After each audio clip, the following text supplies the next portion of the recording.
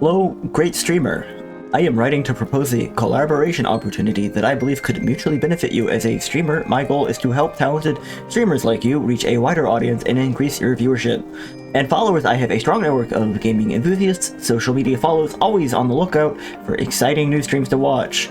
Add me on my Discord. Username is ... blank. Average kick comment.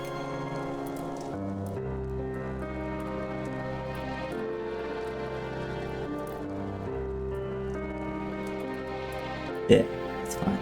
It's weird. It's weird because I see it in like the OBS embedded chat window, but I don't see it in the actual on the actual Kick website. It's interesting. Maybe it got auto removed really quickly. Okay. Anime redeemed first. Good morning, anime. Oh. Yeah, people keep dropping from the ceiling in this bar. It's really funny. Keeps catching me off guard. Yeah, it's been a good morning so far. I'm starting pretty early. I have a good feeling about the day. I have a good feeling I can get through a lot of Heavensward and then play some Hollow Knight, so I'm gonna just start with that. Just get them things organized on my computer, desktop. Let me take a sip of my coffee.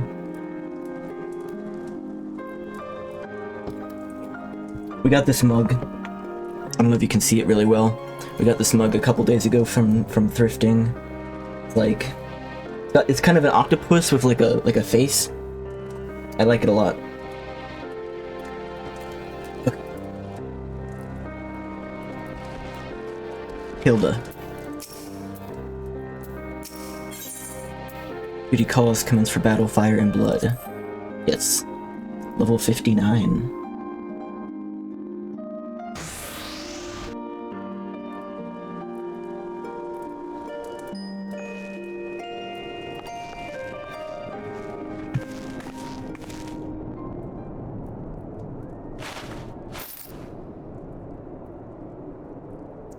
It actually deviates from my list of Heavensward MSQs, which has Fire and Blood given by someone else at level 57. I wonder what that's about.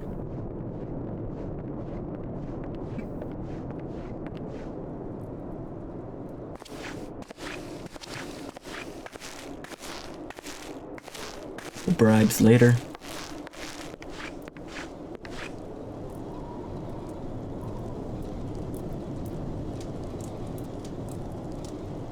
It was a weird, silent cutscene.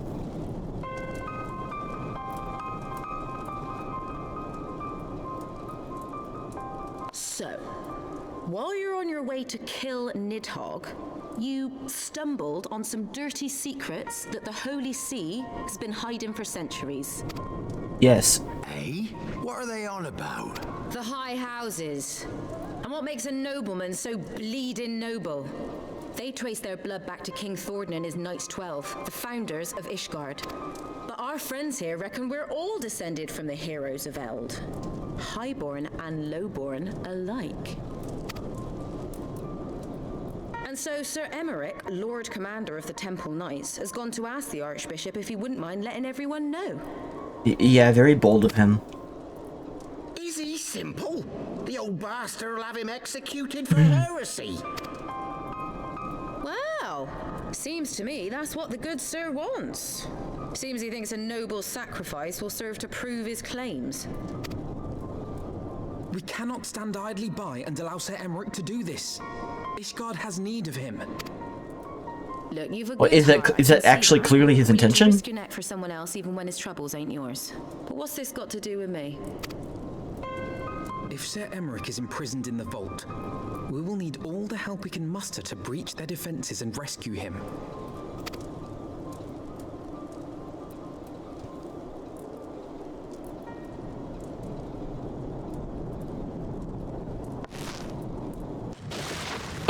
What in the hell's?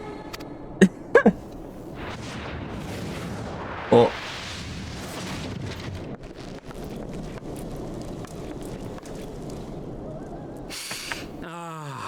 The unmistakable unmistakable scent of heresy.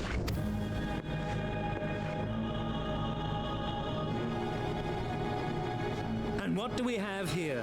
The honored guests of House Fortom consorting with the Queen of Rats. Queen of Rats?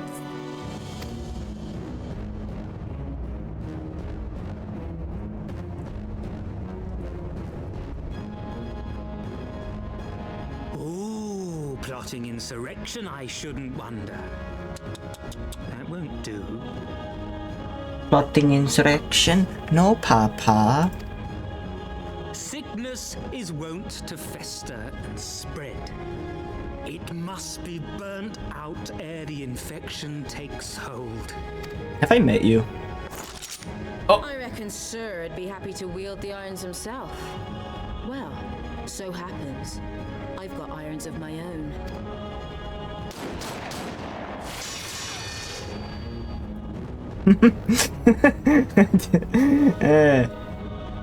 Always funny when you counter a gun with magic. Creatures, rats, certain to attack when cornered.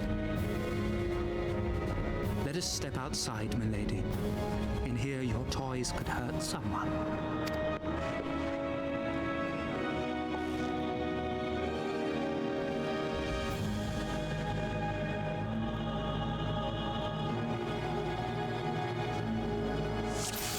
Oh. We're just starting. Okay. It's starting a lot quicker than I thought we would be.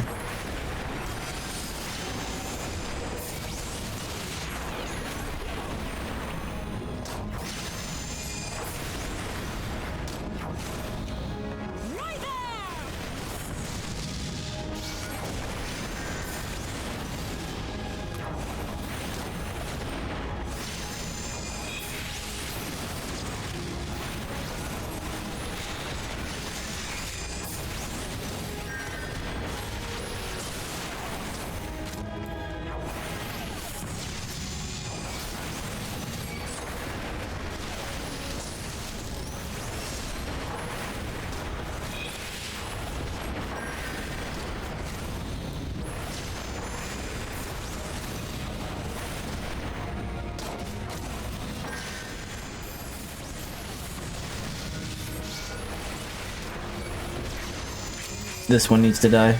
Hold on. We'll electrify them.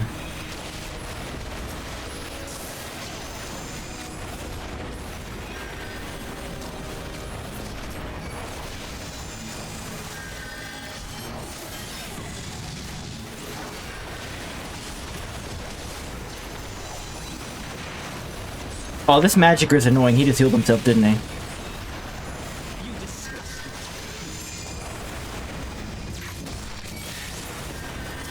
Okay.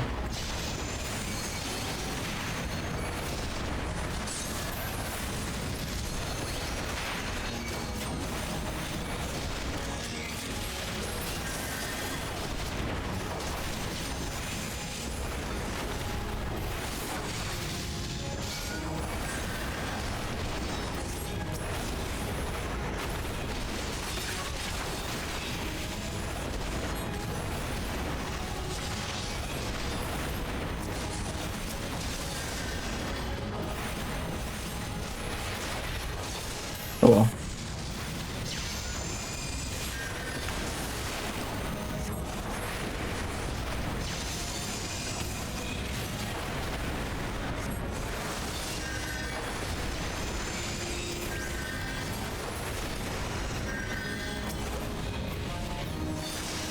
Everyone? Yeah. Okay. Got everyone except him.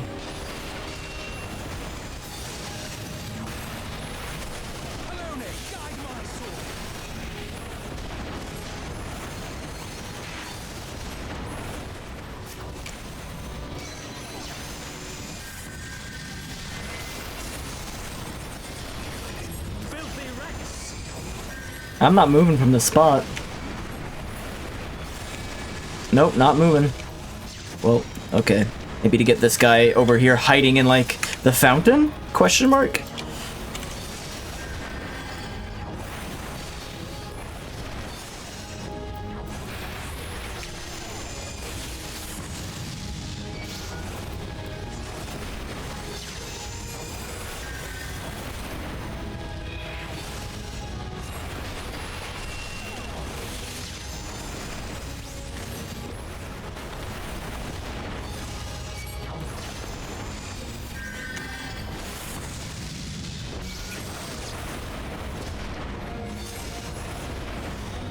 He did. Goodbye.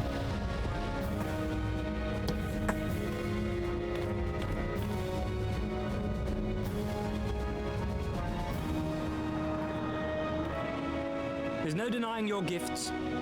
A well-deserved reputation Since indeed. since when did Alphino start having a carbuncle?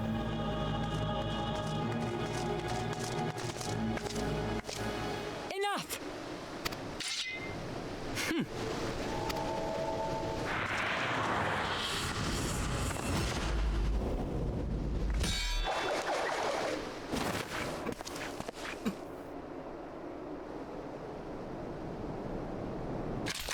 Quite deft, my lord.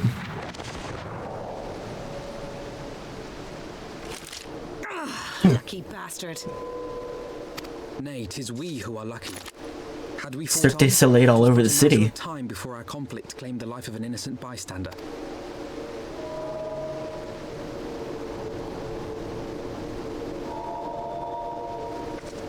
I thought the Heavensward might come here as well.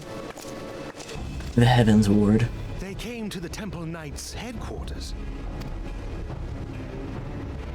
Aye. Sir Grinno announced that the Lord Commander had been imprisoned under suspicion of heresy, and that the Heavensward had been granted full authority in his stead. Tip's helmet, milordy. Yeah, milordy. Then the Heavensward now commands the Temple Knights. Those still loyal to Sir Emmerich answer to me. Alas, that amounts to but half our number. The other half, who opposed his promotion to Lord Commander, have gathered at the vault as ordered. Bolstering the guard already, eh? If I didn't know any better, I'd say you were expected. Good morning. I take it you're in charge around here? Hilda. And yes, the young master was just persuading me to join his lost cause. Convincing little beggar, isn't he? Still rubbing the sleep out of my eyes. Aye. Your passion moved me. A bit. A bit. That, and the fact that we're sick of living off the leavings of our betters. If you've a mind to change things around here, then we've a mind to join you. Up and early. A little bit, yeah. I don't know why. I just woke up and had the inclination to go ahead and start. I have to take my car in for the state inspection at like 2:30, so might as well get stuff done. And by stuff, I mean playing video games earlier than normal. Let me guess, you're wondering why I chose the mongrel, right? Because it's what I am, and I'm not ashamed of it. Not anymore. Besides, even my pureblood pups have more in common with me than the lords and ladies up on high. They none of them are well-bred. Hell, some of their mothers were cast out after a spot of fun, same as mine. Story old as time, and one we're sick of hearing, which is why we took up arms. We mean to hold all their blue bloods to account. Who have done right by us, I'll allow, like the Minhouse Hallenart. But enough talk, your friend's still rotten in a cell. Let's not keep him waiting.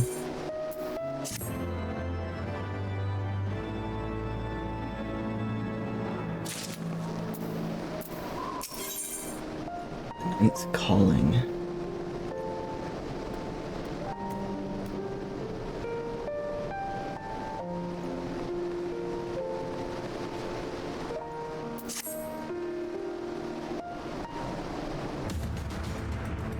We've been working in secret to undermine the Holy See and the High Houses, that much I'll acknowledge. But this nonsense about us throwing wide the gates for the heretics is just that. Nonsense. If not you, then who? You Temple Knights, of course. I reckoned it was your beloved Sir Emeric's doing it first. But then I heard how he lost his head. My next best guess would be the Heavensward. That way they'd have the perfect excuse to go door to door through the broom. Slaughter the heretics and their sympathizers in one fell swoop. You're a state inspector? Wait, you can do that?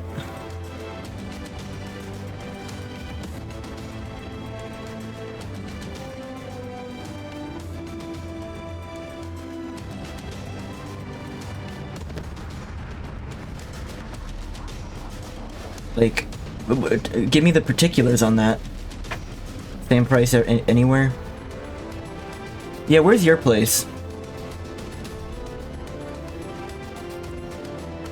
Where is your place at? Or, I guess maybe you don't want to give an address. You can message it to me. But maybe I already made an appointment with my normal guy, so I'd feel bad canceling it, but I might do it anyway. I'll think about it. Let me see how far that is away from me.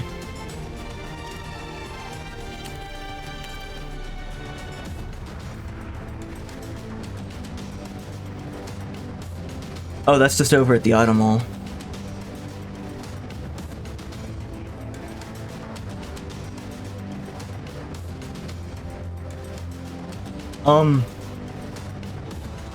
I'll think about it. I don't like canceling appointments, but in the future I'll definitely do that. There was actually a card question I was going to ask you regardless of the inspection. If that's alright. That way they'd have the perfect excuse to go door to door through the broom, slaughter the heretics and their sympathizers in one fell swoop. The Heavensward scheme did not account for Lady Iceheart's intervention, so they have been forced to improvise. Basically, and I might have asked you this before, I forget. You know, on the windows, there's like a rubber lining that I think is supposed to create a seal or something, or protect the window. Those are like all rotting on my car and flaking away. Do you know, like, is that like a replacement I can do myself? I was thinking, if it's just popping it out and in, it wouldn't be that hard. But I don't know what that stuff is called, and if I'm like underestimating the work on that. It's less a mechanical question and more of like an aesthetic one, I guess, but it still seems important. My windows have been a lot worse ever since those have started rotting. The die is cast, so what's the plan? We must divert the attention of the high houses away from the city, and to do that we need the cooperation of your allies and the service. What makes you think I have friends in high places? You would be fools not to, given your goals. Lowborn knights are ideal recruits. Most swear fealty only out of desire for a better life. If offered an opportunity to shed the yoke and live for themselves, who among them would not at least be tempted to take it? Rare is the man eager to die for a cause he does not hold dear. But it need not come to that this day. If they and their fellow knights are deployed afield to deal with a new threat, a massing of heretics, for example, then they will be unable to join in the defense of the vault. Spread false rumors of an attack to get them out of harm's way, you mean? The city will not soon forget the heretics' last assault. If the high houses believe another attack is imminent, they will have no choice but to act. Can it be done? Can we trick them into leaving Ishgard? Aye. Can we get them out for long? Not bloody likely. Make sure you're ready before I send word, because you won't get a second chance at this. Then it is decided. To the vault, the Archbishop must be held to account. This is escalating extremely quickly. The Lord Commander granted his liberty.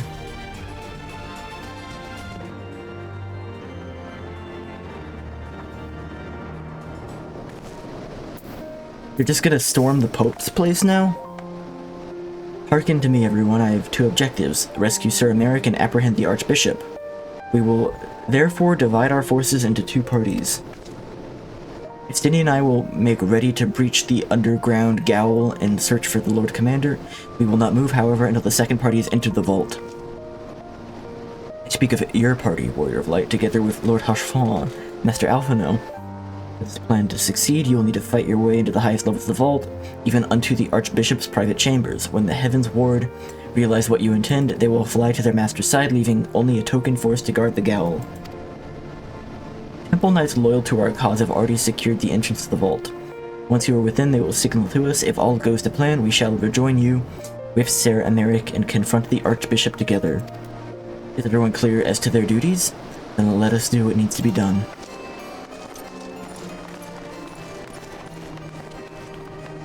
Again, I feel like this is just escalated so very fast.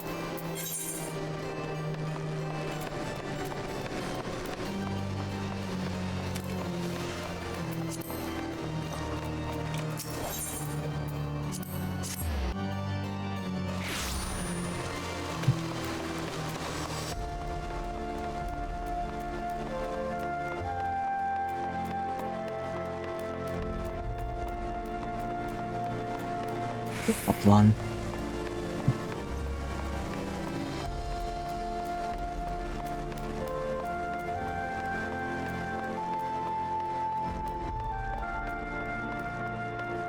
Standing right outside of the palace. All right, guys, let's raid this place. Let us in, our secret spy. The others are in position, Master Hugo. I will send word once you and your party have entered.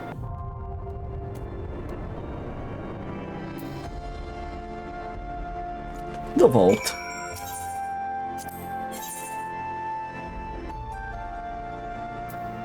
The vault level 57.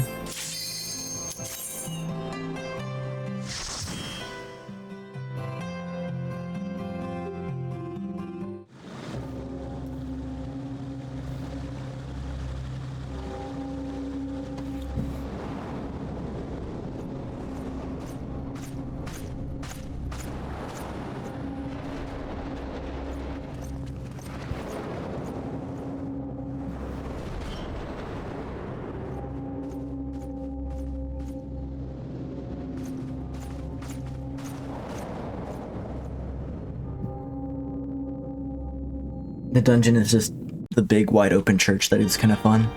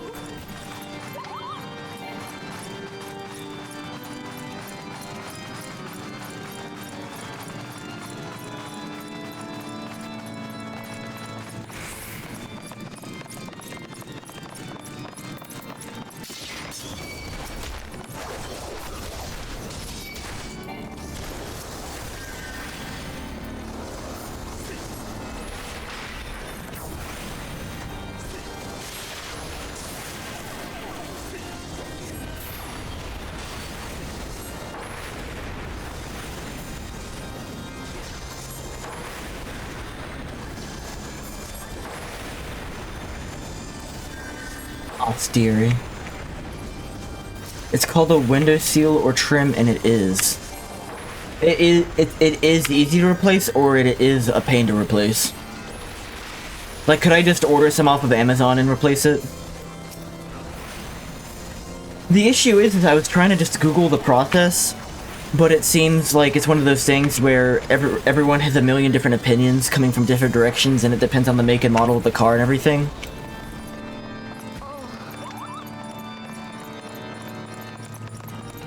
It wasn't immediately clear. Am I gonna drop there? No.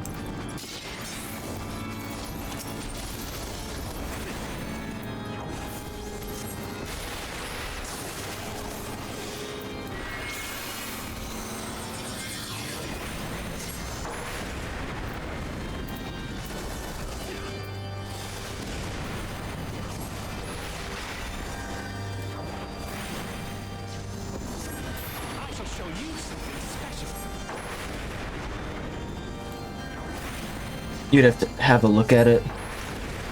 Alright, whenever we meet up pre-Evangelion or whatever, we'll, take a peek. I don't know, I am pretty happy with my car. I feel like it's got a lot of life in it. I do wish I was able to replace the, like, stereo system with, like, one of the built-in screens that you can do Google Maps on and stuff. That way I don't have to always hook my phone up. But that's not a huge complaint. That's like the modern feature that I am missing from newer cars. In my dream car, I would have like the full top skylight, like I know some of the Teslas have it, but I know some other things have it too now. That's like my dream features. I love those like full top skylights.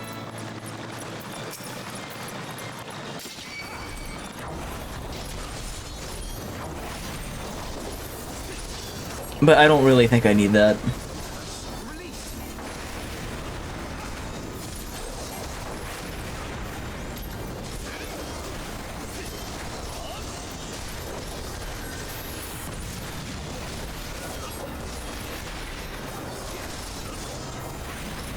Land Rover has those? Cool. Honestly, I don't know much about Land Rover.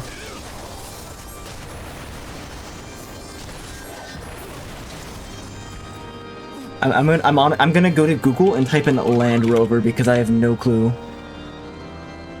when it comes to that brand.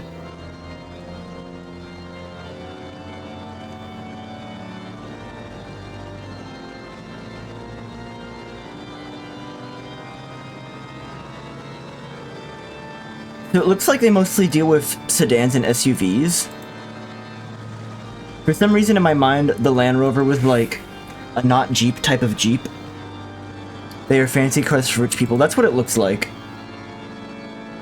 They do look nice, but they also look way above anything I'm going to be paying for in the next 10 years.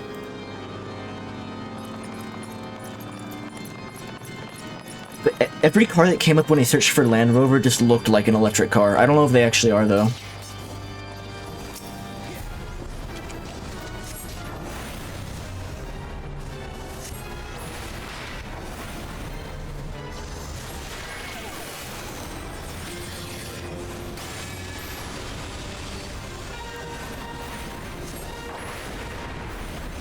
Bright blue. Hybrids? Okay.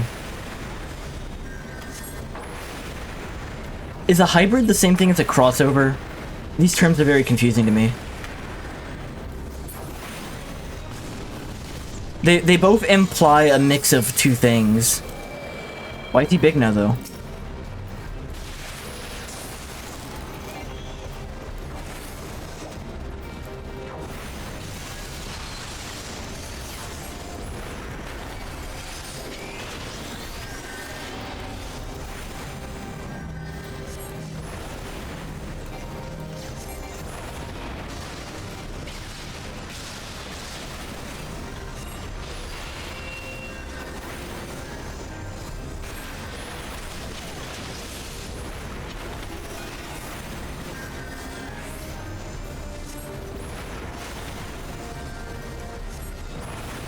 Hybrid is talking about powertrain, crossover is talking about body shape function.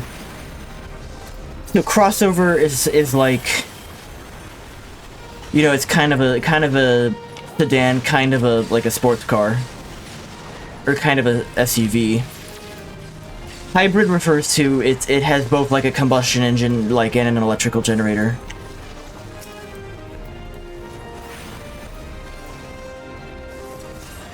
But something could be both a crossover and a hybrid.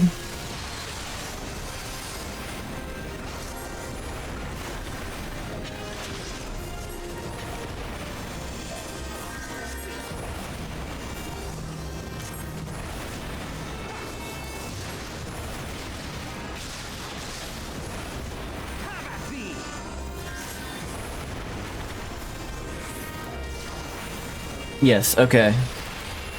Roger, roger. But crossover doesn't mean a specific combination of two different, like, body and shape types. Like, it could theoretically be multiple different combinations of body and shapes. It's just, we have, like, a very common association. I'm in the wrong spot, yeah.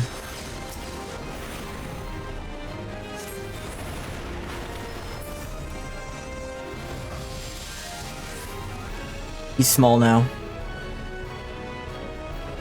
Just as Sir Chairbot should. Withdraw to the inner sanctum. That's right, run away. Hellenic Priest's Vicar. Hellenic Vicar. The Vicar. The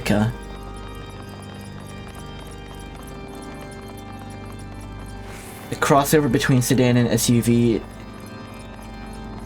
It's crossover between sedan and SUV. So when you say crossover, it's specifically between those two body types. And replace the station wagon. Like if you use it to describe, like, I don't know, a combination between a sedan and a truck or whatever, or a coup or something, then you're using it wrong. Okay.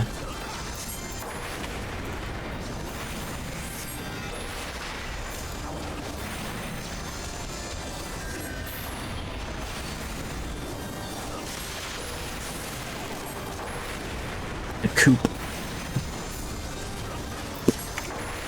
My aunt and uncle used to have a, it's called a ute. I thought ute was just like the Australian word for truck. Don't they just call any pickup a ute in Australia?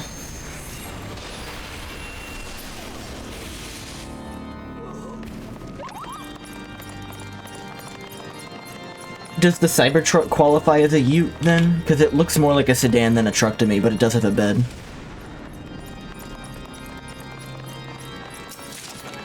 3 clear prisms.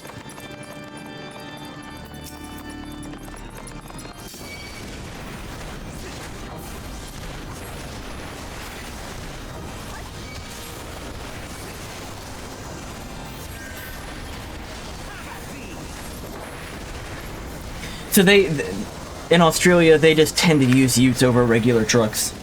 The size of the Cybertruck makes it a truck, even though it has a weird body shape just because it's enormous.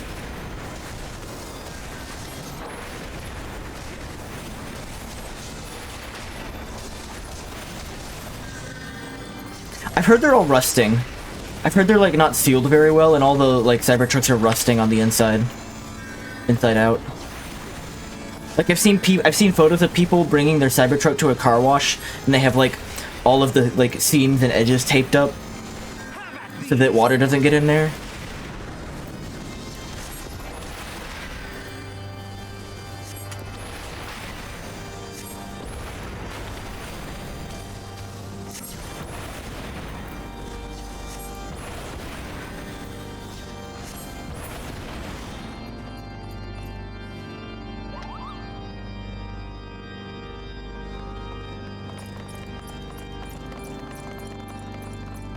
Oh, I have a truck question too. If you might know the answer to the truck question if you're willing to take it.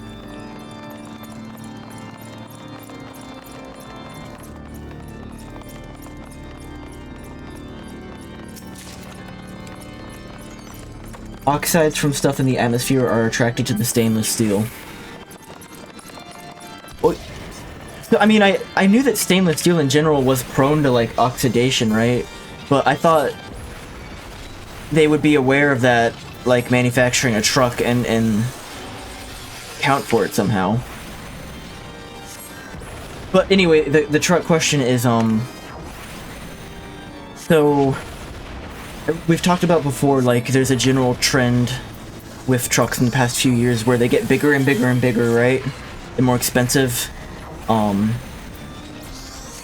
You know, and that's somewhat tied to them becoming like vanity cars and status symbols as opposed to like actual work vehicles. But like I heard from someone that for some reason government emission standards incentivize manufacturers to make trucks enormous instead of the standard size that you like really can't get anymore. And I was wondering if there was any truth to that.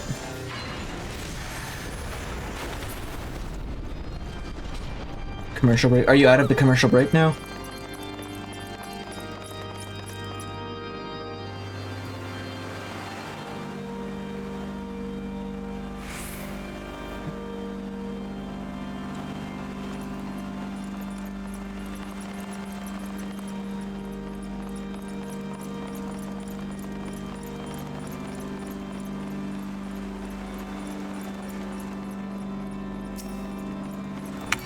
Are you out of the commercial break now, Ethan?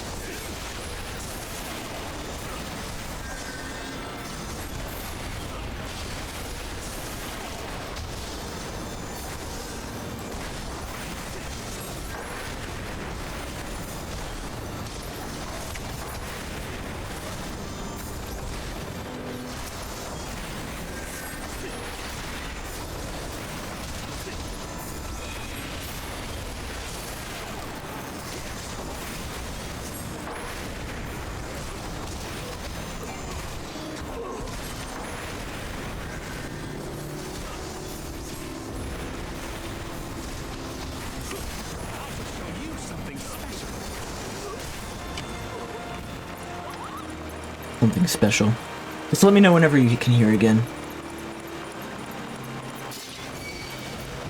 These do not look holy. Okay. So if you can hear me now, the question is related to, the size of trucks in recent years, how they've been getting bigger and bigger. Like how, you can't really get like a normal sized Silverado anymore. Everything's like an enormous like F-150. And you know, it goes along with, you know, they've become more of a status symbol than a work machine at this point in the US. But I've heard that car manufacturers are incentivized by government emission standards to create bigger trucks. And that's like actually responsible for the trend in like only these bigger obnoxious trucks being available. Like you can't really get like a mid-sized one. Is there any truth to that? Do you know what's going on there?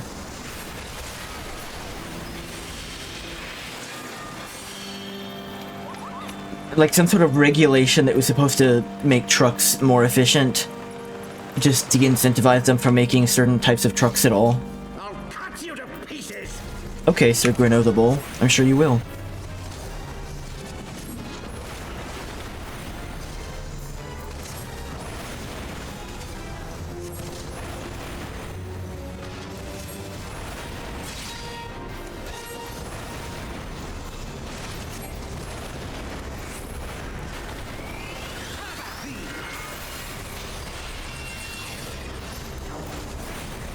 I will not yield to you. He's big now. Of course it's right in the middle of my ley lines. Always is.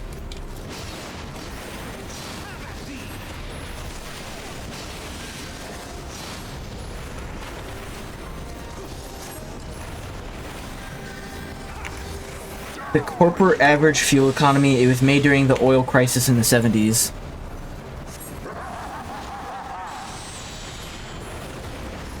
So, was the intention for it to make more fuel-efficient vehicles by making it, like, de-incentivize making trucks?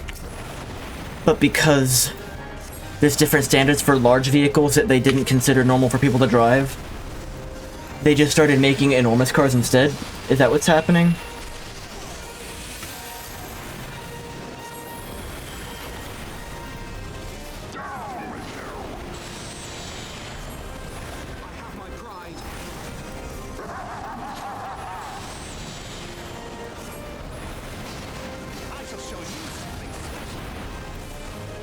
Show you something special.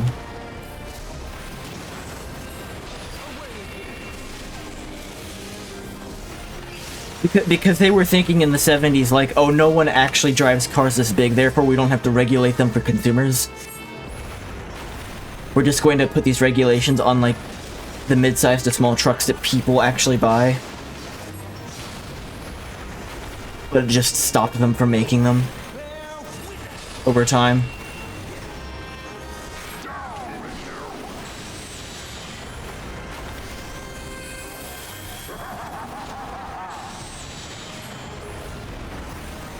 Automotive manufacturing had lobbyists add loopholes for light trucks to not be as hard. So, okay, so it was totally like... It's a politics as usual thing, where the regulation at face value probably would have been fine, but because this loophole was added, it basically broke the entire thing and created all these negative trends. The 70s, though? Have they really not, like, revisited this in, like, the 40 to 50 years since then? I guess people would be pissed now if you take away the big trucks, huh? The standard for more fuel economy grows stricter every year.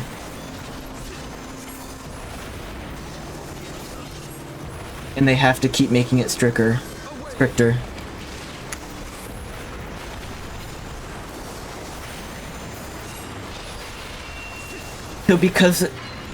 So that explains how they dropped off over time, is because the the fuel economy standards for light trucks for normal sized trucks became stricter over time, we see less and less of them, and they manufacture more and more of the large trucks that the standards don't apply to.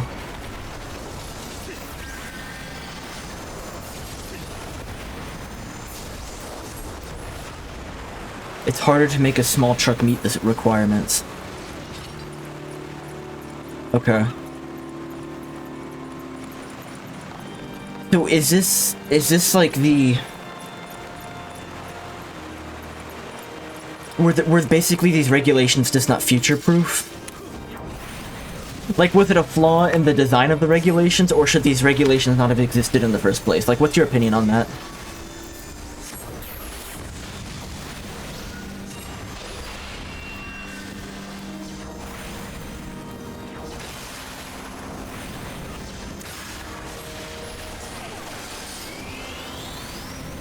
I shall show you something special.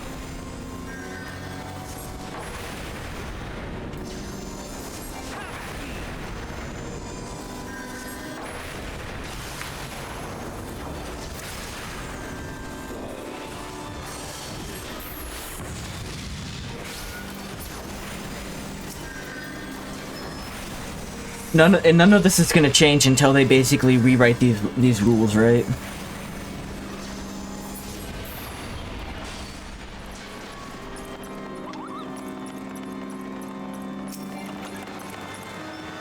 I already possessed one.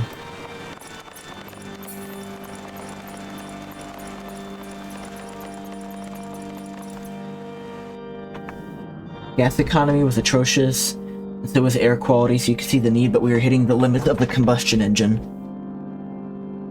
So did they, when they designed that these fuel economy standards grow stricter every year, did they assume that the combustion engine would become more efficient as time went on? Like, they assumed like a Moore's Law type of thing was going to happen with the combustion engine, and now we're just reaching diminishing returns and it's not keeping up with the fuel economy standards?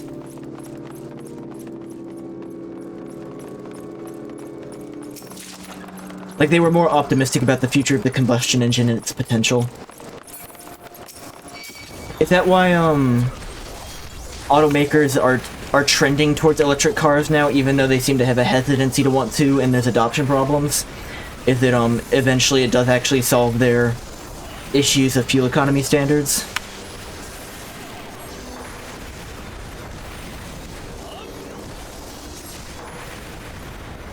Like, it seems like there's still a lot of hesitation in this space from the manufacturers, but it seems like they're also trying to warm everyone up.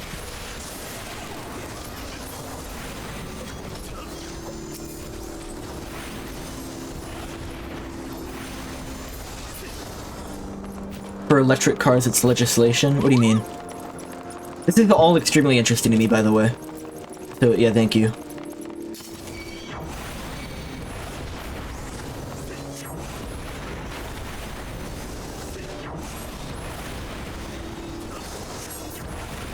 I mean, from what I understand, it's a bit more Wild West with electric cars right now because there's far fewer regulations on them, which might be an incentive for manufacturers to make them now.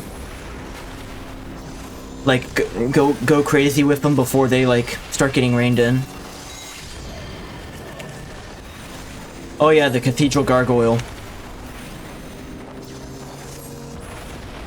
You know, like all good churches have. You gotta work at the moment. Yeah, I don't want to keep you if you're working. Sorry, I'm badgering you with questions, but it is very interesting to me.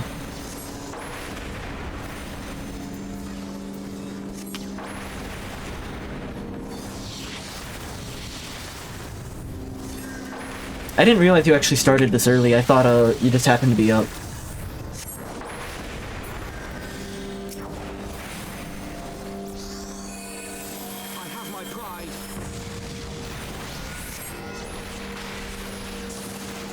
I do the same shit when I go to the dentist. I keep asking them, like, they're trying to clean my teeth, and I'm like, oh, what's that machine do? Oh, what are you doing now? Oh, what does that mean? What does this x-ray mean? Pretty sure I annoyed the shit out of these people. You have a Mormon job. No coffee and special underwear.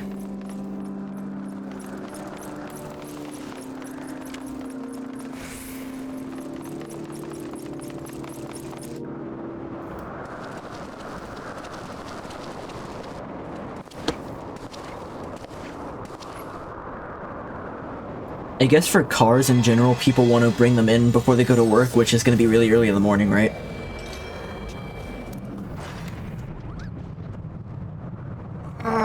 Stretch.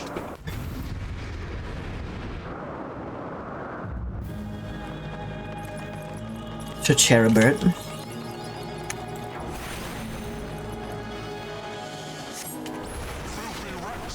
Filthy rats. Why do you say it like that?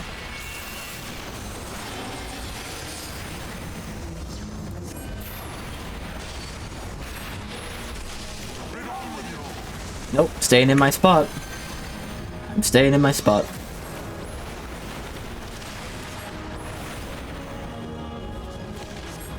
I have my pride.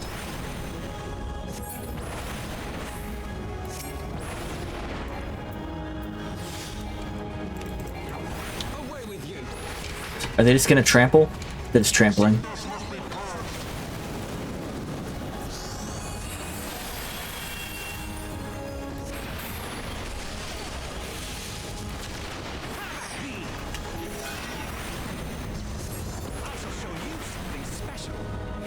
Something special. I saw it, I just wasn't worried that worried about getting hit by it. Although we are chained together now? What does that mean? I don't think sleep is gonna work on him. It worked on his grunt though, I guess?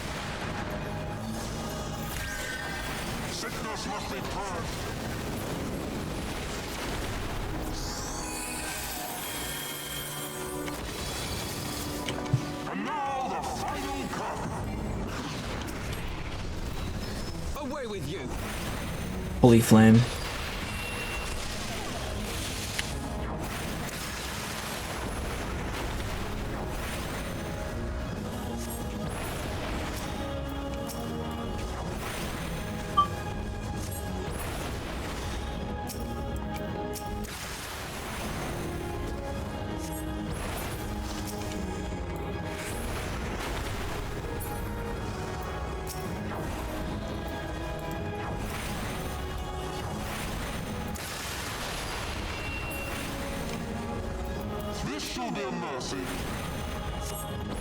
This shall be a mercy, he said.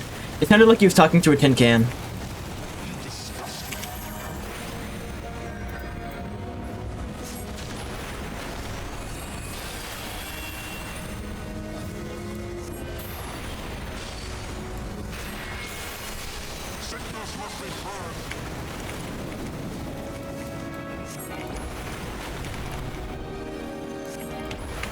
And we'll purge him with like toy horses.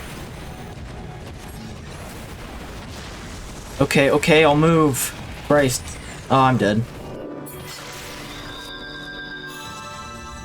I got cocky and just thought I could tank all that damage, and I can't.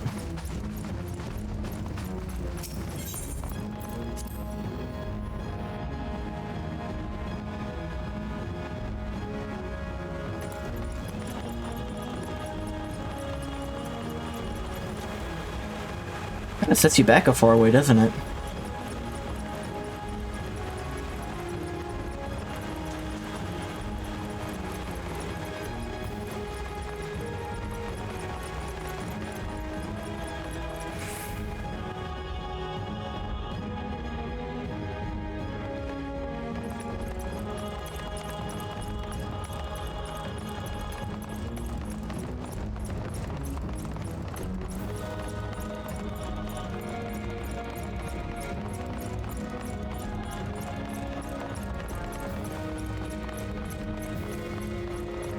Alright, I'll take you seriously this time.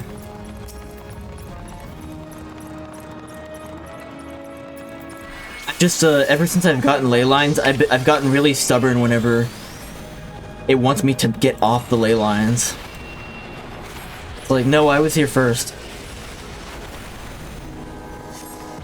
Like that, that's annoying.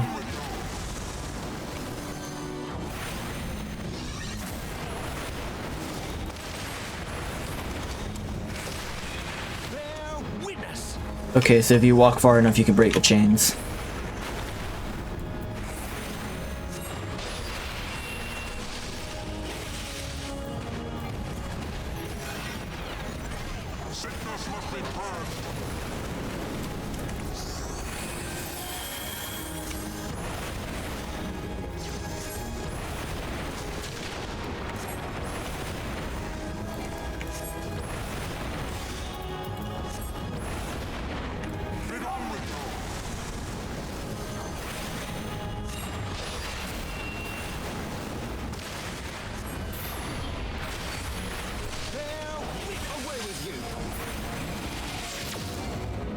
He's gone.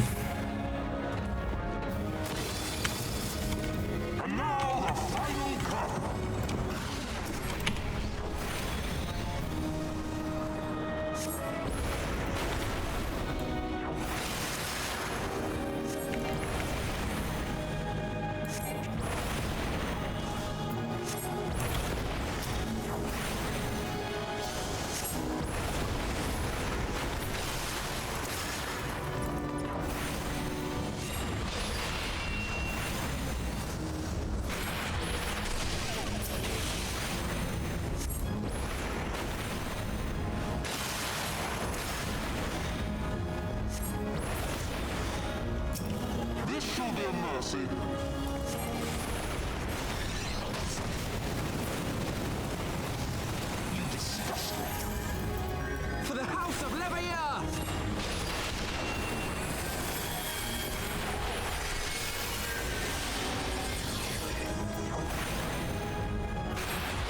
Sickness must be purged. Away with you!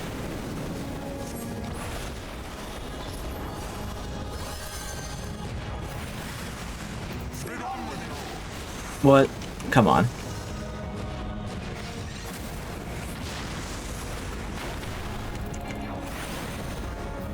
Away with you! Sickness must be purged.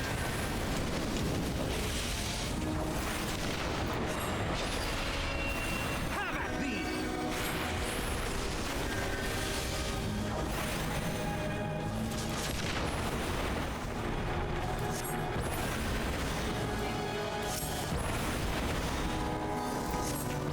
Sickness must be purged.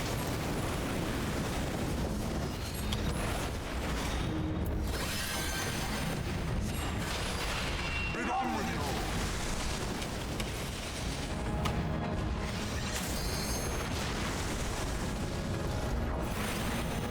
I think I need to add limit break back to the hotbar. It doesn't look like I can just click on it up here and use it.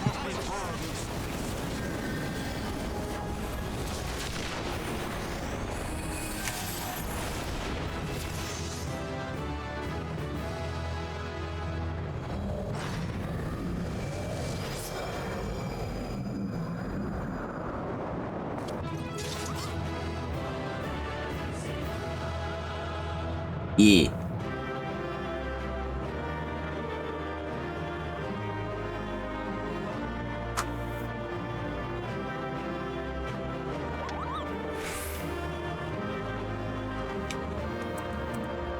Impossible.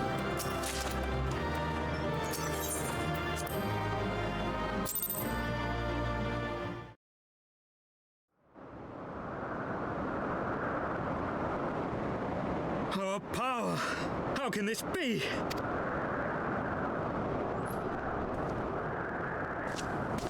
Fall back! Zephyrin.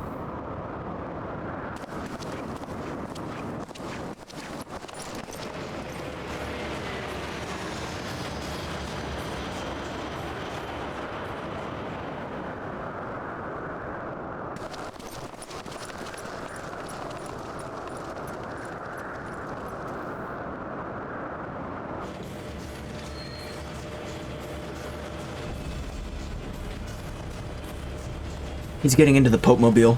Don't let him get away.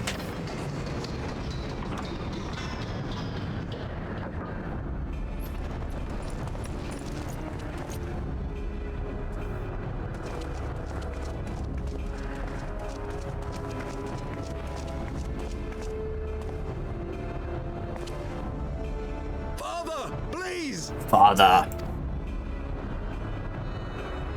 For a mercy, we were not too late.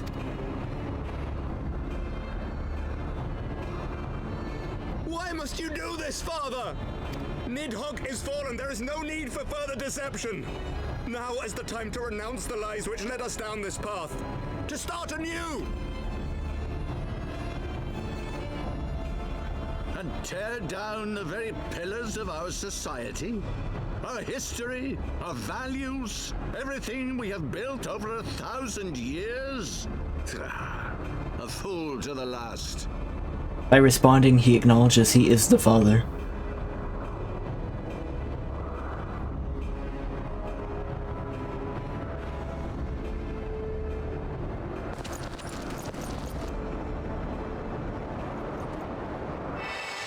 Oops. There's the eye. The other eye.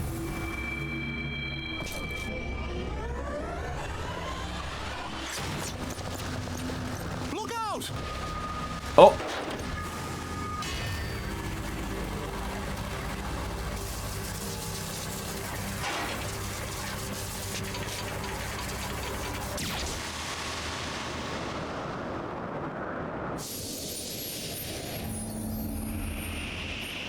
Oh shit.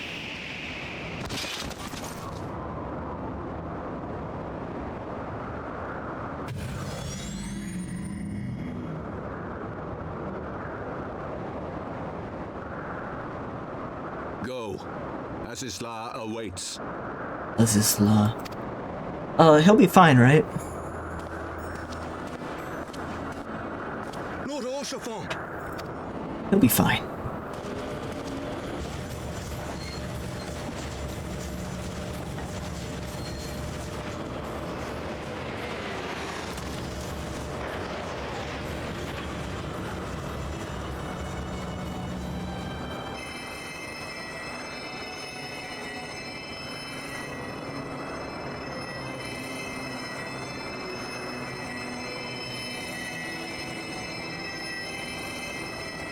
It's no good. The wound is too deep. It refuses to mend. Why don't you lie to me instead of saying that?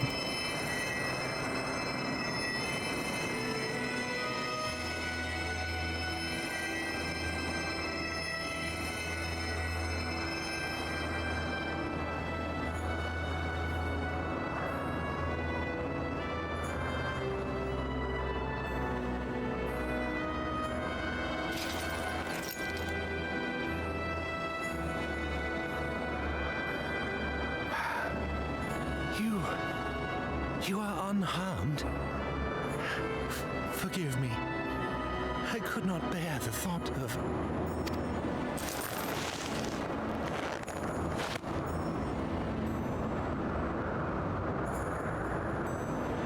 Oh, do not look at me so.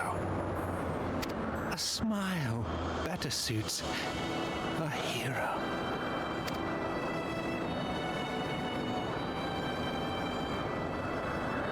Where's my hat? My hat fell off for this scene. They didn't want it to get in the way of the emotion. Rough.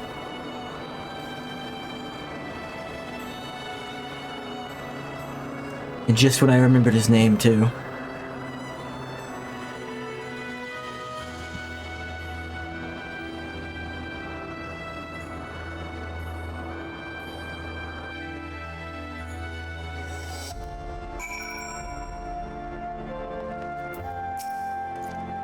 I know not what to say. The others, they are gathered at Four Tongues Manor. The city is without its pope now, right? He left in the Pope Mobile.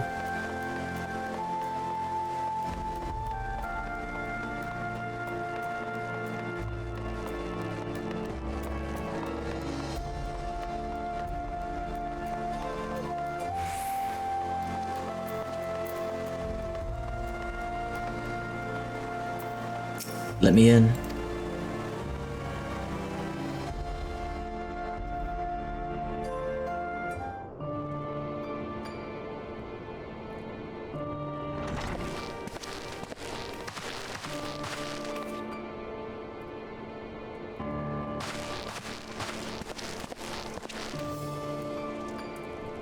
Don't. Please. A knight lives to serve, to protect, to sacrifice. There is no greater calling.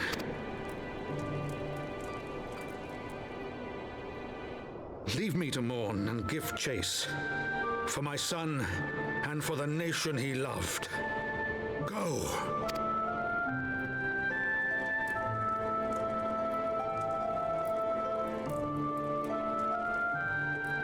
His sacrifice shall not be forgotten.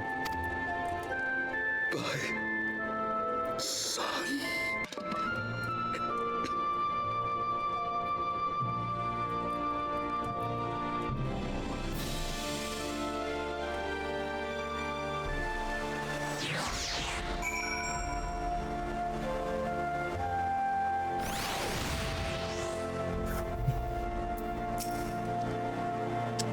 could not stand there in silence, but when all others had forsaken us, Lord Hoshfant took us in. A beacon of hope in a world of darkness. He did his utmost to raise our spirits so that we might face our troubles with courage, with conviction. So that we might face them as knights.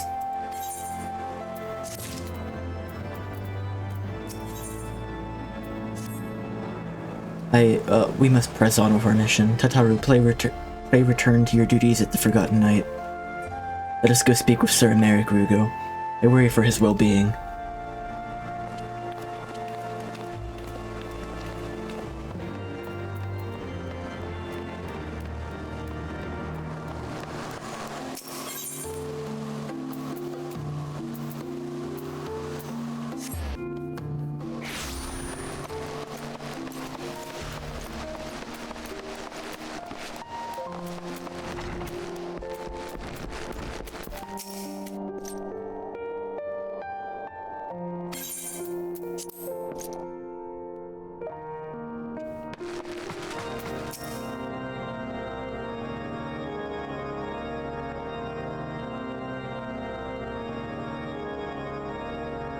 My friends.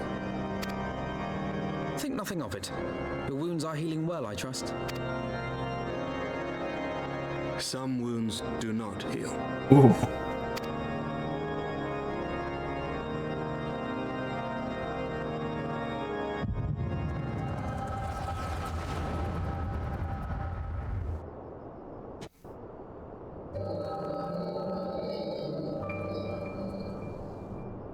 The founding. The scriptures, 1,000 years of lies, all to deceive the common man. Nay, our own brothers and sisters. For the blood of the Knights 12 flows within all our veins. You knew this to be true. You knew, and you concealed it. His voice actor is going unusually hard, and I like his performance. By this knowledge. But yes, you have the right of it.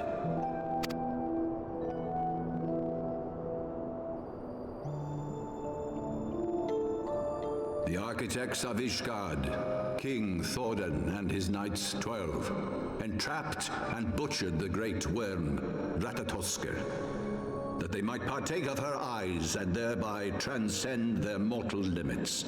Upon learning of their treachery, Nidhogg was consumed with a murderous and justified rage. I dare say you know what followed. The great worm slew the king and half of his knights. Aye, but Nidhogg was subdued, and his eyes plucked from their sockets by the knights that remained. Their one mistake was to show mercy, for from his brother Hreisvelger did Nidhogg receive a new eye, thus rejuvenating his form and empowering him to embark upon an eternal quest for vengeance. Whilst Thordan's son Haldreth took one of Nidhogg's eyes and learned to wield its power in defense of his people. Thus was the first Azure Dragoon born, and ever since that time, his honored successors have risen to drive Nidhogg from our lands whenever the worm has returned to plague us. Worm with a Y is to be one of my favorite words.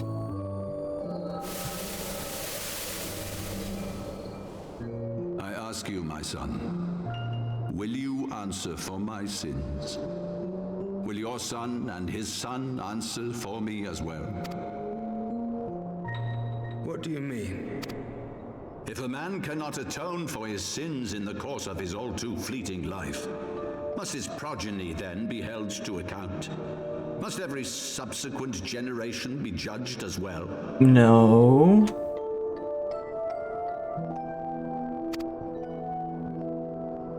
No. Thordan's betrayal of Ratatoskr was an unconscionable, unforgivable sin.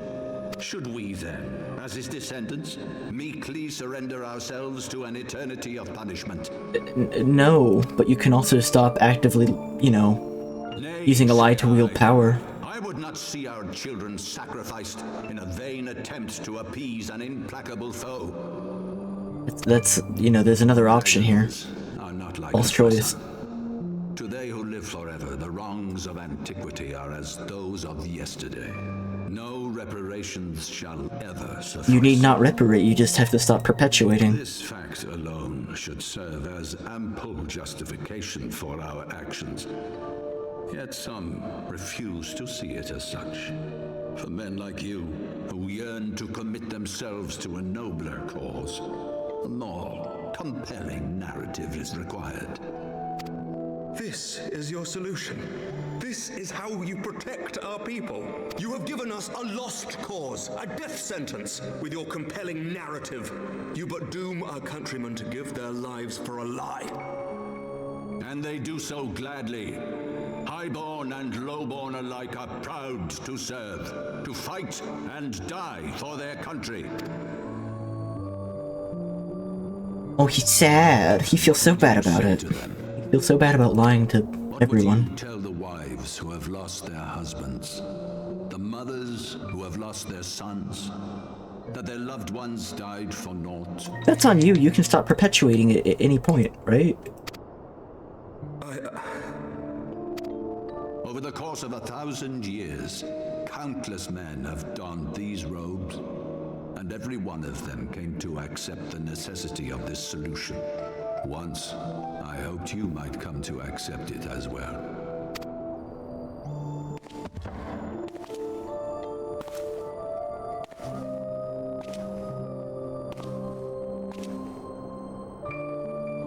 Do not despair, my son. Soon I shall free us from the sins of antiquity. What does that mean?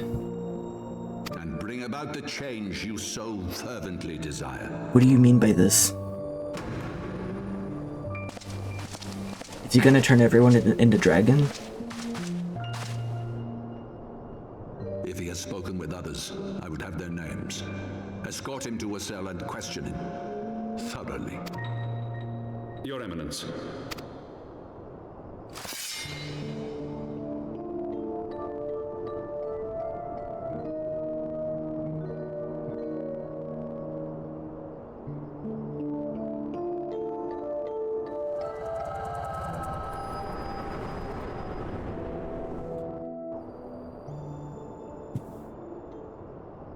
I kinda wish we had seen that before the dungeon.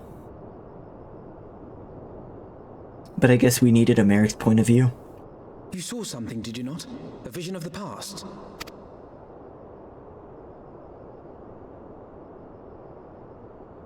So this is the power of the Echo.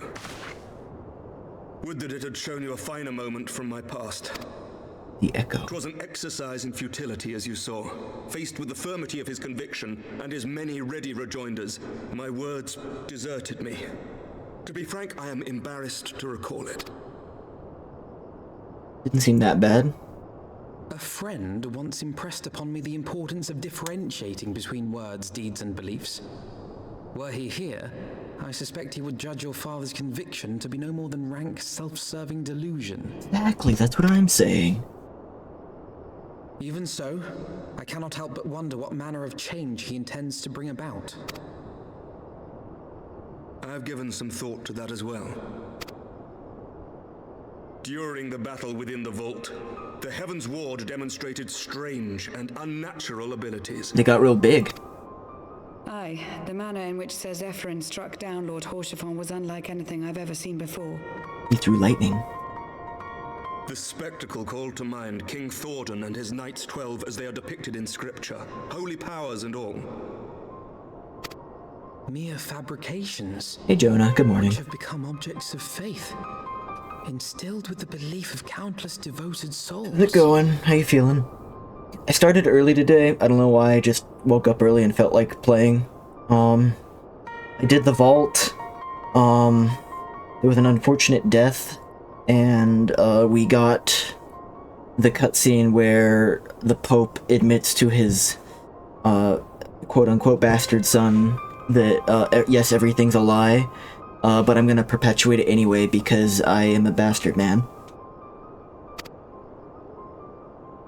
7 hells! And now they're speculating about why the knights can grow real big and use lightning. If Lady Iceheart can use her own body as a vessel for summoning, I see no reason why others could not. Are the Heavensward truly so reckless? Unbelievable. As they fled, my father spoke of Aziz La. Though I know not what he intends, I fear no good shall come of it. His ambitions are too great, and his minions too powerful. We must find the Heavensward and stop my father before it is too late. Yeah. It was a cool dungeon. It was kind of short, but it was fun. It's cool to storm the church.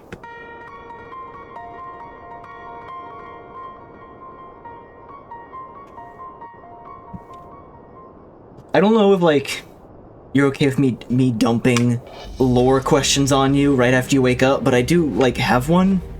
You can entertain it at some point. I feel like there's something I missed. Master Hashigi, Master Alphino, I, Americ, Lord Commander of the Temple Knights of Ishgard, do hereby entreat the aid of the Scions. Epi. Our aid in preventing whatever it is that the Archbishop intends?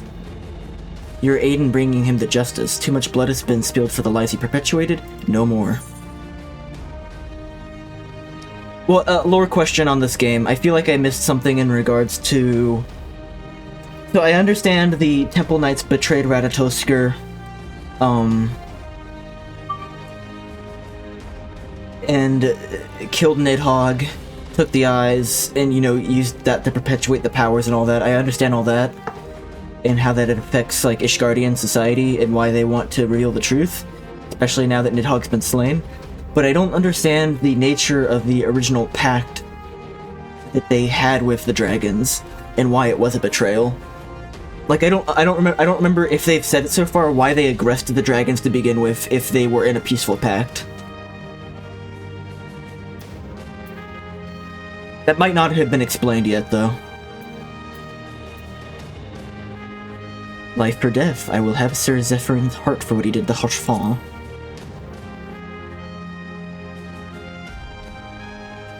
Of course, you two are close, I know. Much has changed since the Order's founding, but our duty to combat the primal threat has not. If the Archbishop and the Heavensward are guilty of the crime of summoning, then Rigo and I will stop them. Would that I could join you in the pursuit, but alas, my father's absence has thrown our government into chaos. Ever since the founding of our nation, there's been an Archbishop to serve as a guiding light for the masses, a force for stability to counterbalance the High House's ceaseless maneuvering. Convincing the people to recognize the truth of our origins would have been difficult even with my father's support. The road ahead is that much more fraught with peril without it. Yet walk it we must, for unity is more vital to our survival than ever. After all, Nidhogg's death did not mark the cessation of Dravinian hostilities. Far from it, we will have great need of each other in the days to come. You may ever count on my Lancer, Americ. To my dying breath, I shall defend Ishgard from the Horde. If I may, Lord Commander, I would like to assist the Scions in their search for the Archbishop. Hugo, Master Alphino, pray attend me outside. That's something they've not yet explained. Okay. I love to hear that, because it means I didn't commit a dumb. We have much to discuss. I'm curious why no one's asked about it yet, though. If me, my character, was in the room, I'd be, like, asking all about that. You know, I guess if I was in the moment, though, I'd be more concerned about what's currently happening than, like, ancient history. But I'd still want to know. The Soliel was eastward bound, so I sent word to Camp Cloudtop on the off chance the airship passed by. Sure enough, Lady Lanaya informed me that it had been sighted by her scouts. Then the Archbishop somewhere in the Sea of Clouds? Or was, not long ago. The airship hasn't been since... The airship has not been seen since it disappeared into the northern reaches of the Blue Window. Every now and then, there's like a totally unremarkable sentence that I just trip over 5 times. Yeah, rip.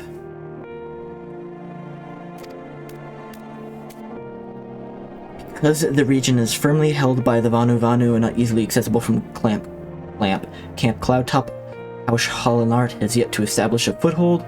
We will need not only an airship, but a captain bold enough to risk the Beastman's wrath. Sid's working on it. Sid, we know Sid. Master Garland, let's see Sid. I see, then we will take my leave now, for there are other matters which require my attention. Sid's a popular character, he's winning the popularity polls, everyone likes Sid. Always refer to Sid.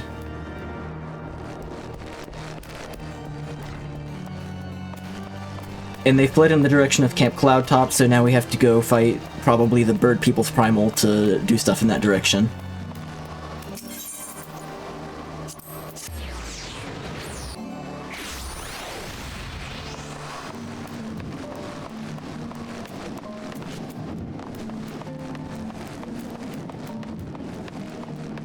Oh, and also, maybe I'm not clear on this detail per se.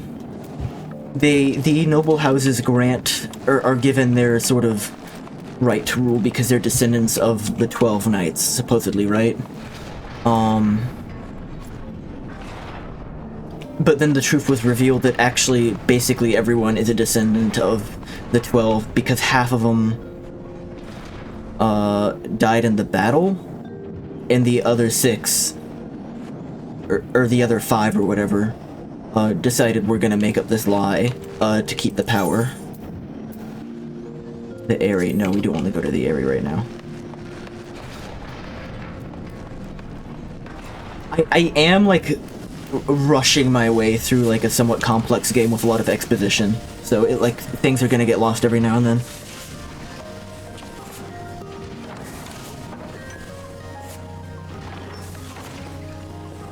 Your near non-existent commute randomly is tons of traffic.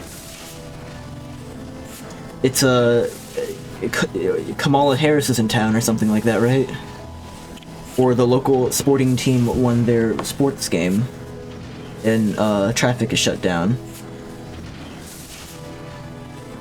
I actually don't know. I don't know if Kamala Harris is where you are. It's just speculating. I just remember like a few weeks ago Joe Biden was like giving a speech in the area or something, so there were a couple roads that were shut down. Dastardly duo, what mischief have you been getting up to lately? He hasn't heard. You haven't heard? Have you? I really know where to start.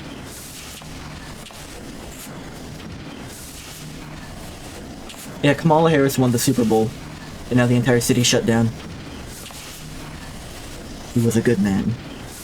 Did they ever meet? Have you heard of Ozla? Archbishop spoke of it before he fled.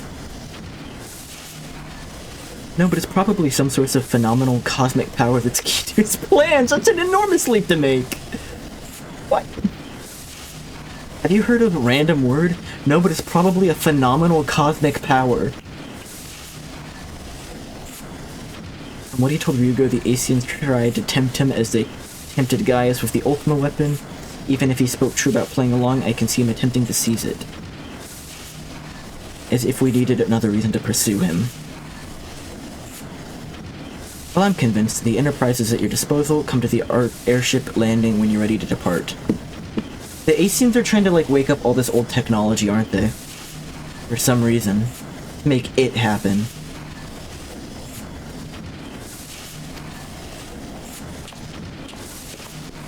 Does that mean they're gonna wake up the Crystal Tower? They want to wake up the Crystal Tower at some point, but they can't because Catboy put it in EP mode? After pulling you out of the fire these last few times, I reckoned I was due to deliver you into it.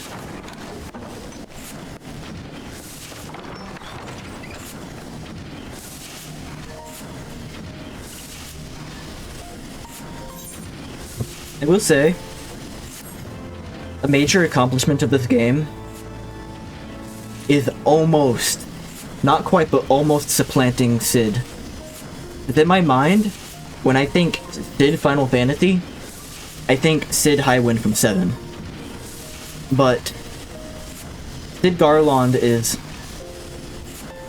not far behind.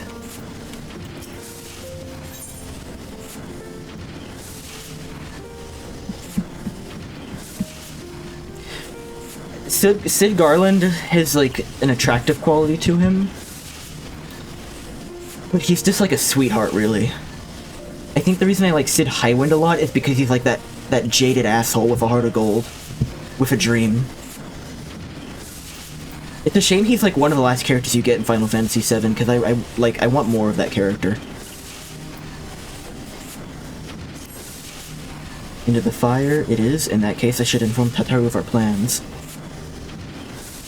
Specifically the Kingdom Hearts version. I actually don't remember Kingdom Hearts Sid. One second. Kingdom Hearts Sid.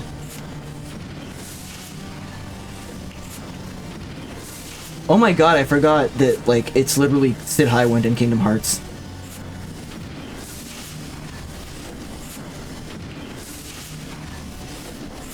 How did I forget that?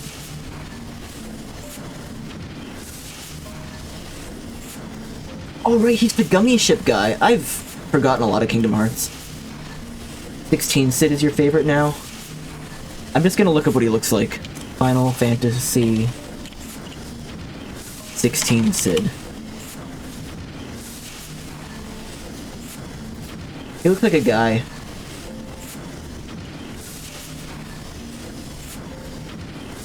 I can't divine much from his design, but he looks cool.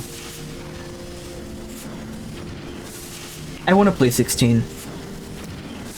Like, I actually want to play 16 and I want to play 7 Remake and Rebirth, but I'm hesitant to play another Final Fantasy, much less another JRPG right now because of this one. Like, I could do them in parallel, but I feel like just given the Roman numerals, 14 and 16 may be the most confusing 2 games to play next to each other of all time. XIV and XVI. Pray go on ahead to the airship landing, I shall join you anon. I like how, like, the first named Sid showed up in Final Fantasy II, and they kept putting Sid in every game, but it became so important to them that Sid was a character in every Final Fantasy that they retroactively inserted one into every other remake of Final Fantasy I. Just did a gravestone, and it's like, here lies Sid.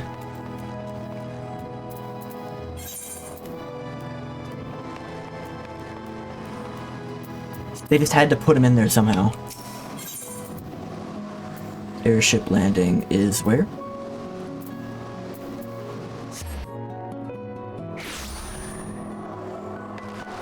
I haven't played 15, but I think it's Sydney in 15, right?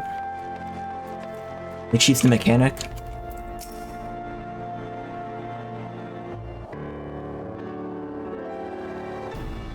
The boys have been hard at work preparing for our flight, and I'm pleased to say we are ready to depart. That is, as soon as a certain Alpha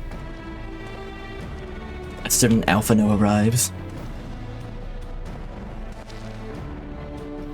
Pray forgive my lateness, Tataru and I had much to discuss. We still have no news of the missing Scions, but he assures me that Urianger and Riol are pursuing promising leads. Yeah. FFR, FF7R, FF7R, and FF16.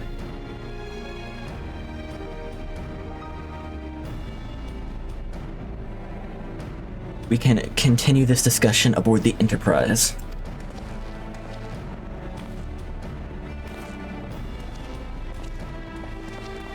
I'll probably do 16 after 14. Because 16 seems more like a one-off. It's getting some DLC, but it doesn't seem like they're gonna make a franchise out of it. I just want to play it and be done with it. And, like, experience it in its entirety.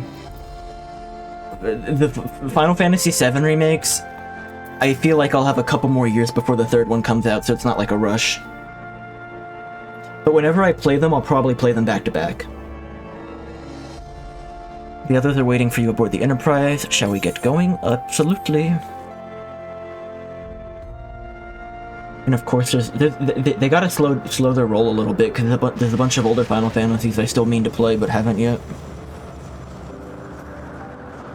To the northern reaches of the Sea of Clouds, where countless isles yet remained uncharted.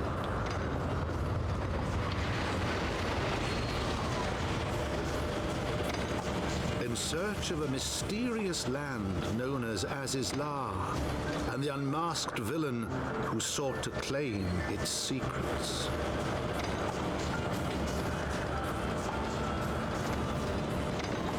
Like, there's too many modern Final Fantasies I want to play, there's too many older ones I want to play, and then on top of that, there's too many JRPGs I want to play. Threat which followed in their wake which is ignoring every other genre of game and how many other games I just haven't gotten to that I want to play because there's so limited time and too many things I want to experience. From here, clamp. It's a good problem to have, but it's still somewhat anxiety-inducing. Clamp Cloud Top looks rather far. Be on your guard, Ryugo. The Vanu could be anywhere, even watching us as we speak.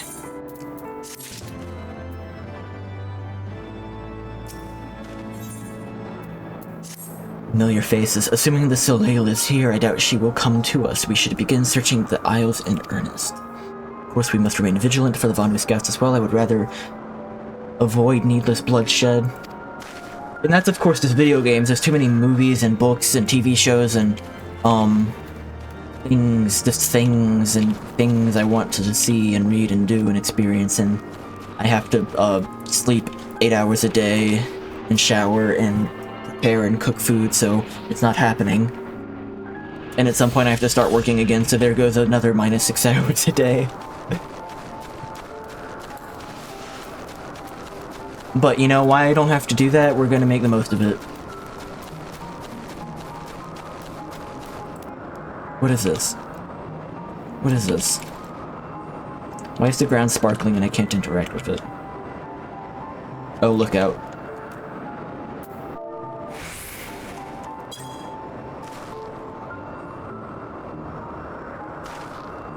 And so on and so forth. Yeah, human condition and whatnot.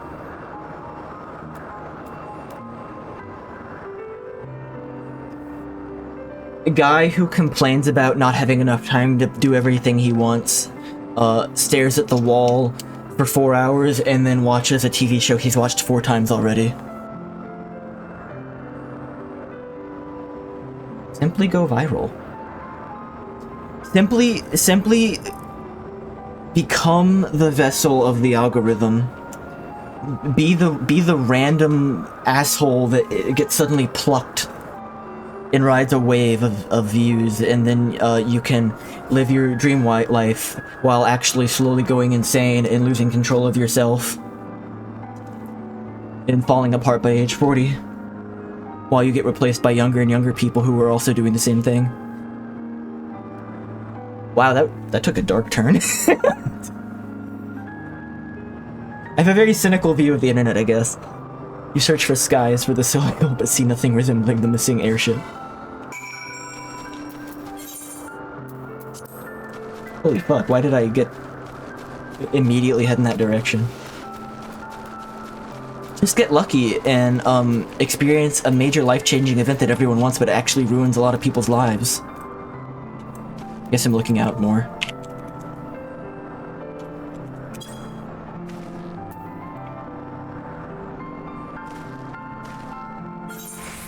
Oh, you look out here and duty calls, you look out there and nothing happens. I feel like there's also, like, the effect of, you know, the internet opened the floodgates in the sense that, you know, people do quirky thing, attract attention, go viral, but, like, as time goes on and, people have seen all the other quirky things that have happened, we become jaded to basically all forms of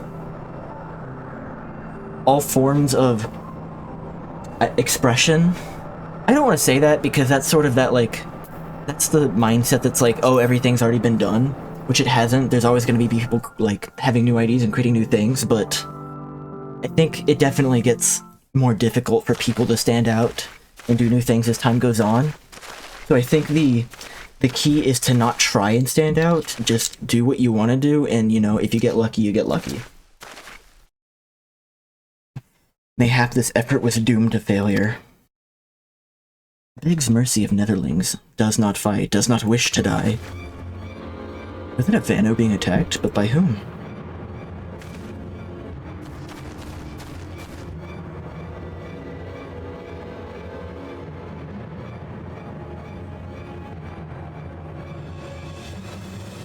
Over there. Why was the Vanu running side by side with the Imperial troops into the middle of the field, at which point they started to threaten it? Ishgardians seized them. They'll know where the Archbishop is. It also seems like a lot of people who get big, like streaming and doing YouTuber stuff, get like the golden handcuffs in the sense that it's like they're locked into doing one specific niche. It's like I have to play Fortnite. Oh no, I've played it for 4,000 hours and I hate it now. Or something like that, and I can't do anything else because this is all that the algorithm will drive me to do. Anything else and I start losing followers or views, right? So you have to just do the variety, and like if something happens, it happens. It's probably not going to though. Yeah, meta discussion of content will inherently be cynical because it's a black hole of self-defeat. Yeah, because everyone wants to do that. And not everyone is, everyone wants to do it, and like half of everyone is trying to do it. And like 1% of 1% is going to have any success there. So you have to reframe what success means. If you're like if you have the opportunity to play video games and talk to people, I think that is success to me. If I don't make money off of this, it's okay. Or millions of followers or whatever. I'm playing a video game right now and I get to talk with people, and that's good enough. You have to reframe it. A Dead by Daylight streamer. Could you even imagine? And I'm sure that I would like to play Dead by Daylight a couple of times, right? I've said this before, but if I took my favorite game of all time and had to play it every day, I would hate it. I couldn't do any one thing that often, no matter how much I like it beforehand.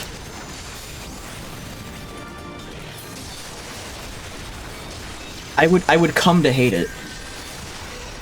And that's not like a statement on how people are in general. That's just, I know myself. I would hate it. Maybe other people could do that, but I think those people are in the minority.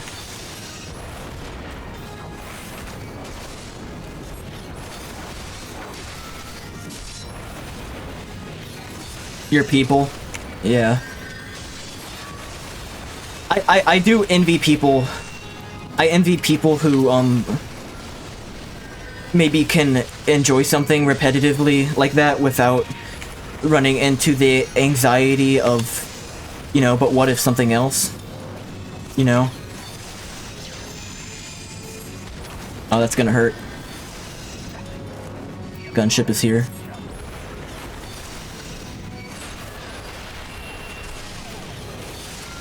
It's like I could never get into speedrunning for that exact reason.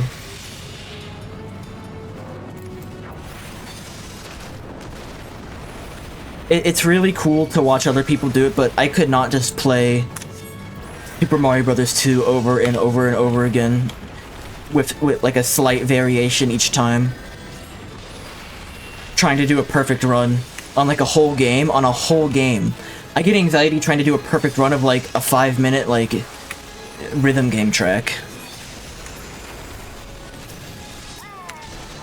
I'm just not built like that.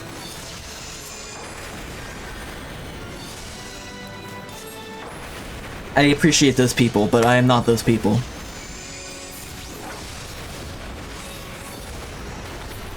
There's some like content like that I just cannot like even watch though. It'll just make me anxious. Where it's like I tried to beat Kirby's Adventure with the least amount of A presses possible or something like that. And they spend like 4 years trying to optimize it so that they press the A button 4 times or something using a variety of glitches and like, not cheats, but tech. Or like I played Ocarina of Time while blindfolded by like memorizing every map in the game and learning the sound hitting the wall. Like the thought of that like sends me into the pits of madness. Loner.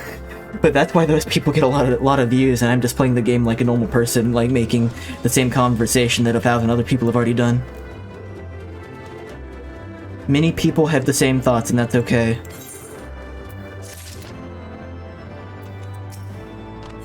Not everything can be new and original. Devourer of Worlds. It's a very ominous quest name coming from like Fat Turkey.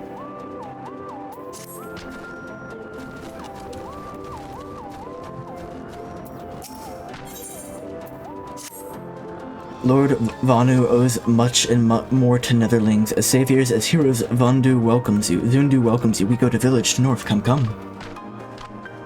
So, they were being attacked, and now they're not being attacked, and now they're indebted to us. Something, they're primal.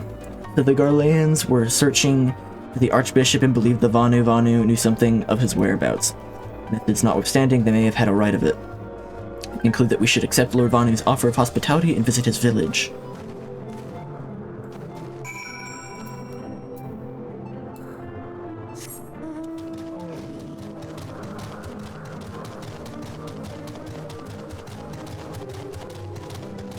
Yeah, and you get into the whole conversation about, like, is the term content, like, demeaning to the act of creation? Because you're, like, kind of homogenizing everything. But also, if you don't call it that, what else do you call this, like, very broad topic?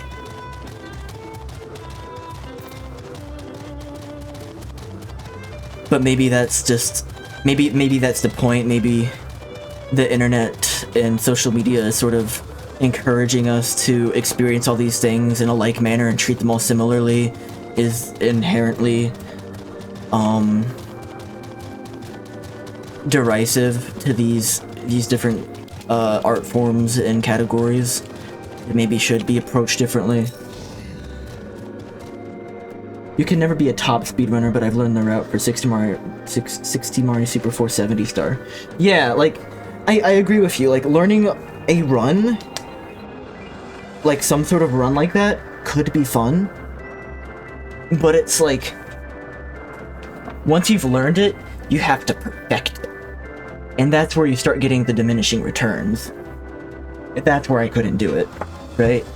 It's like, you know, I might want to do a special, like a Buster only run in a Mega Man game or something, using the special weapons as few times as you can, because I think that might be a fun challenge for a game that I enjoy playing many times. But I will not be the best in the world at it, nor do I care to be. Because that would ruin the Mega Man game for me. Like Breeze guides leaves to rest. Like Breeze guides leaves to rest. Come and lay down your burdens. Netherlings. Lord Vanu throws wide arms in greeting. Behold. Okay, Zundu. Depending on the game, just having to maintain focus and execution is pretty exhilarating. It's very, very, very, very difficult for me to get, like, in the zone when I play a game, but I really want to be. It feels really good when I'm there, but it is very hard for me to get there.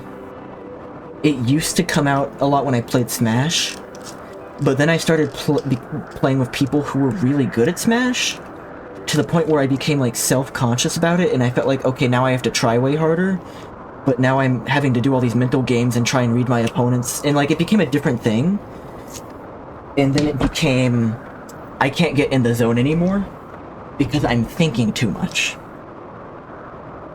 That's where fighting games fall apart for me, is, like, the mental, I am fighting another person aspect.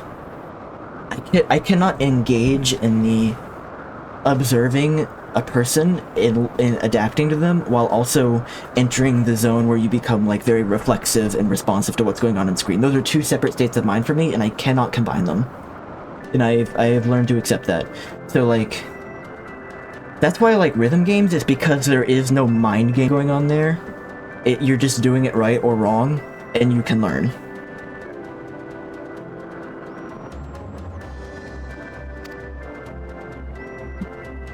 In, like, just single-player games where it feels like, to some extent, Souls games, learning the bosses can be fun, but sometimes they're more complex than I'd like it to be, so it kind of does feel like I'm taking a lot of guesses. Which is why I like when bosses maybe have hard attacks, but not that many of them. That way I can learn them, as opposed to, like, I don't know. Yeah, I feel like I'm going into an entirely different topic now. I think my coffee's hitting me. A far warmer welcome than the one you received from the Vundu, I think. Vundu bluster and blow hither and yon, sound and fury like aimless gale. What unseen lightning begets such thunderous rapport? All the Beastmen tribes have to have their own, like, gimmicky way of talking. Here you are, did you see it? It's that damned flying whale again, the Imperials are after it. Where? The White?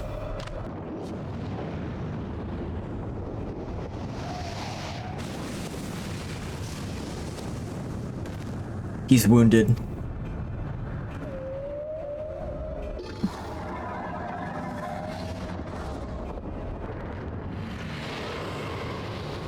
Oh my god, he ate an island.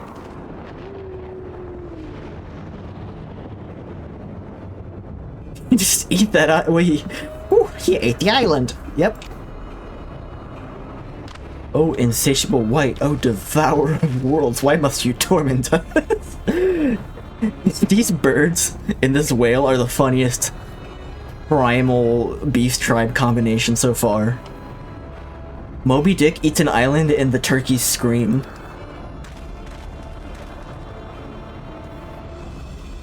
This dialogue is fantastic. Lord Vanu wastes no words on his unfathomable deeds. Come, Netherlings, come and break words with Chiefs of Zundu. The flow state. Some people get a flow state from their occupation, and I'm also immensely jealous of those people. But I think that comes with the mindset of, you know, I do what I'm passionate about, or I can be passionate about what I do.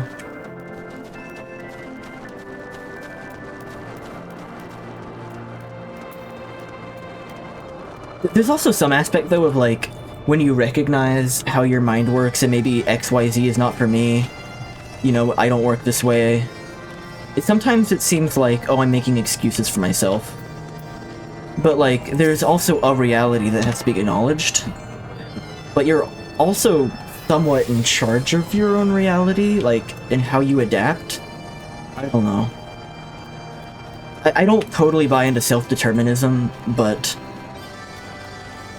I do feel like maybe if you were passionate about something, you could change your mindset about it.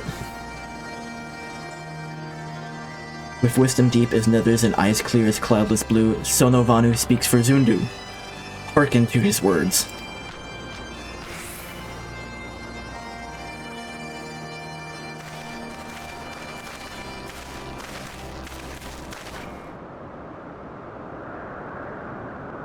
Netherlings delivered Lord Vanu from claws of steel-shod fiends and prove nobility. He knows not to ignore Zephyr winds and brings you with all haste. It's the most glup shitto game.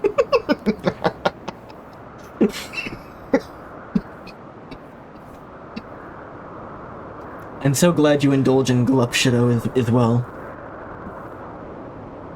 Netherlings deliver Lord Vanu. Yeah.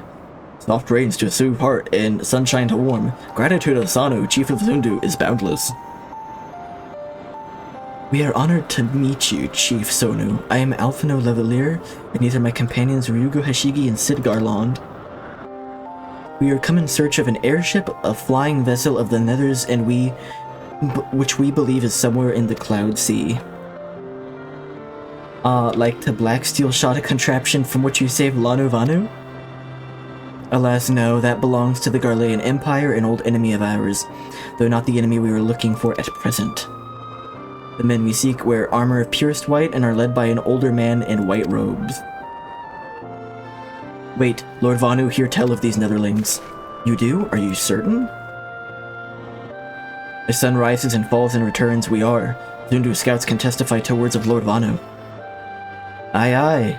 Winds carry purpose of Netherlings to ears, our ears as well. Netherlings seek key to Azla. Mason, how long have you been listening, by the way?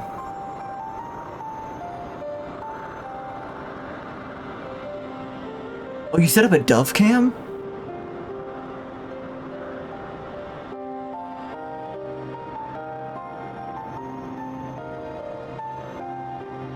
I'll check out the dove cam in a little bit, that looks awesome. We're getting somewhere, tell us, Chief Sonu. What exactly is this Azla? Like 5 minutes? Alright. Beware, netherlings, for blackest clouds portend greatest dangers. Look not into heart of tempest. There lies the ancient birthplace of sin, home of forbidden secrets. Speak more is to call the wind.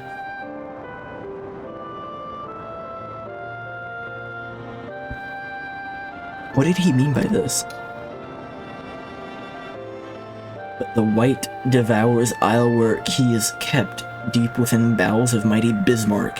It lies, beyond reach of the foolhardy, and beyond ours. Rejoice not in his gluttony, Lord Vanu, for as stone gives way to water and wind, all yields to the white. As he knows, Chief Sanu, madness of Vundu bodes ill for all Vanu. All the Glup shit I speak is giving me like a good cleanse in my brain after a lot of the existential content like conversation.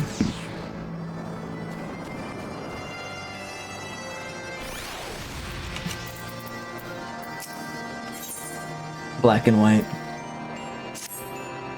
So Azla is home to forbidden secrets, accessible only to the bearer of a key which the Archbishop covets. Much as I would like to believe it safe within the belly of Bismarck, the Knights of the Heavensward wield primal powers. If we do not slay the whale and claim the key first, they surely will.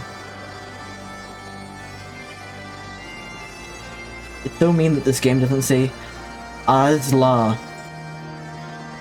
or any of these words out loud in a cutscene before making you saying it like 24 times. To be fair, they did say it at some point earlier when the bishop, I almost said bitch-up. When the bishop was getting in the Pope-mobile, when the Pope was getting in the Pope-mobile and fleeing away, they did say it, but I just forgot how they said it. But in general, yeah, you're right. They totally just do that.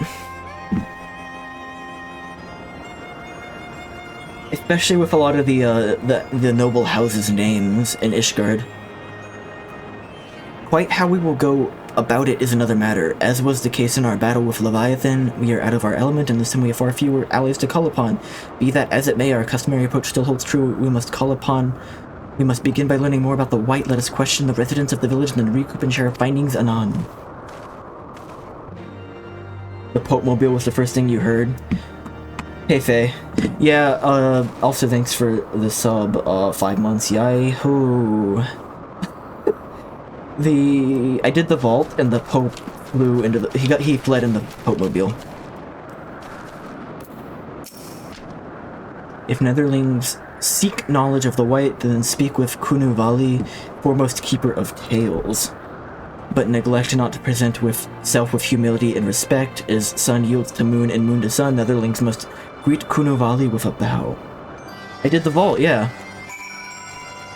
I'm so sorry about Lord Hoshfont. I'm so sorry. Like, F in peace and all that. I woke up really early and I just felt like starting and playing. I didn't cry. I didn't, to be honest, but it was, actually the saddest thing that's happened in the game so far. The only reason I didn't cry is because I was still, like, wiping the, like, crust out of my eyes at that time. I wasn't awake enough for it to really hit me. I woke up with Kristen this morning and I was like, I have to take my car in to get serviced at like 2:30, so I'm just gonna stream until then.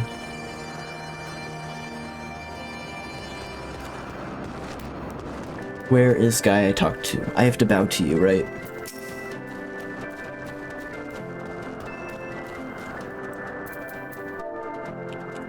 Bow.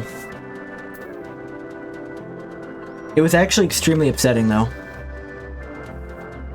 Zypher winds at your back and sunshine to warm your brow. Traveler from below, Kunuvali, keeper of tales, hears your words and she remembers.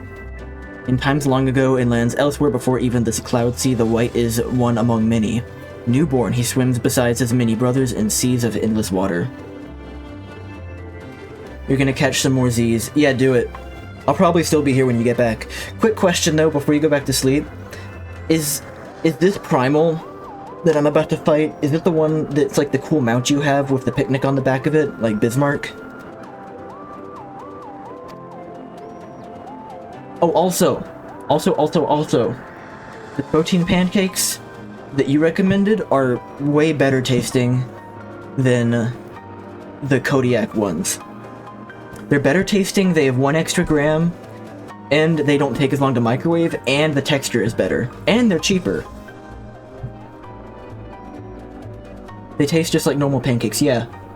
Which is, the Kodiak ones were like a little more rubbery, I'd say. Whale bones. They got the same whale bones. Hated the white is, for his brothers are purest black. So great is their contempt, their loathing, that they turn upon him and rend his flesh asunder. And so he falls, only to rise again, for merciful gods raise him to the heavens, and there he is reborn. They're saying that their primal is like the good primal. The white still longs for the sea to which he cannot return, but in rebirth, a splinter of the divine is shared. So he opens his maw from whence come the clouds, and new sea is born home to him alone.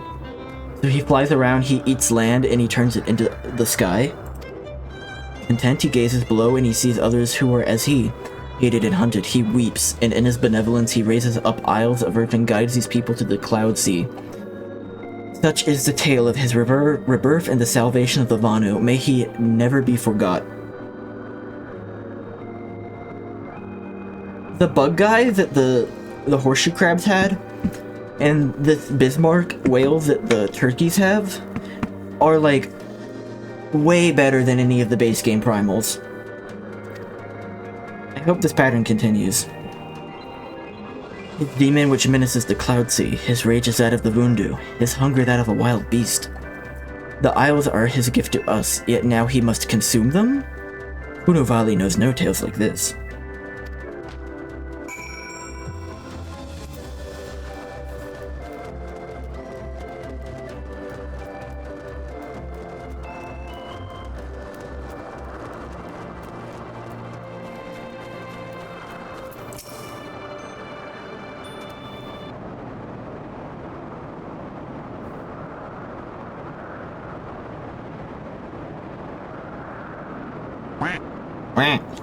Good morning, Dylan.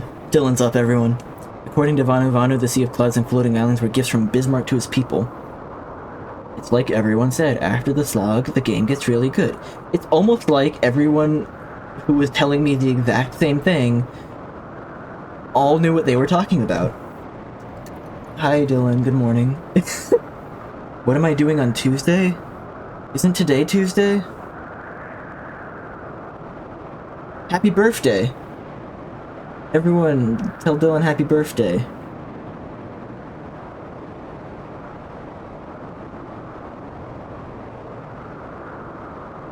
You connected the neurons in my brain. I was like, oh, today is Tuesday, and I had already thought at some point, oh, Tuesday is Dylan's birthday, and then... Your birthday is the 16th?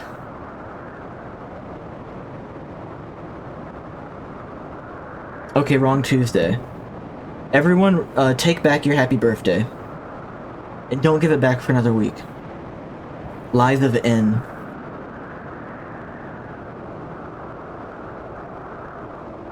Unbirthday to you.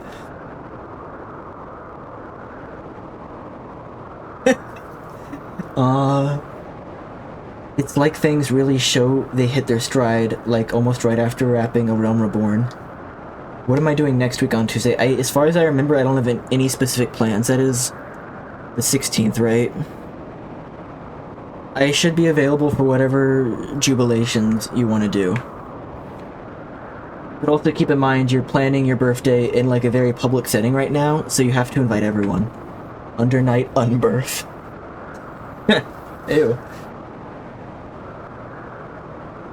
Ew. I'm seeing the Harlem Globetrotters with my parents on Wednesday, the day after that, but I should be good on Tuesday. According to Vanu, the Sea of Clouds and Floating Islands were gifts from Bismarck to his people. Gifts which he has taken to eating, yes, technically within his rights, I suppose, if perhaps a little ungenerous. But gods, what have you, Alphano? Did you learn aught of value? The Globetrotters are still trotting? They never stopped. It's not the original lineup, of course, but, they're still trotting. They literally are touring all of the time. They never stop.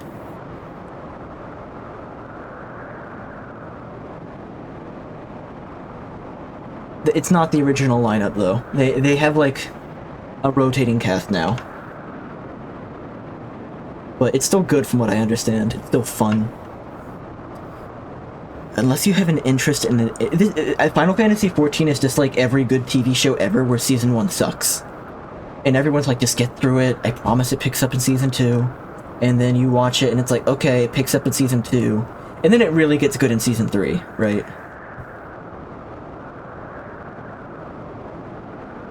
Like every live-action TV show ever is like that.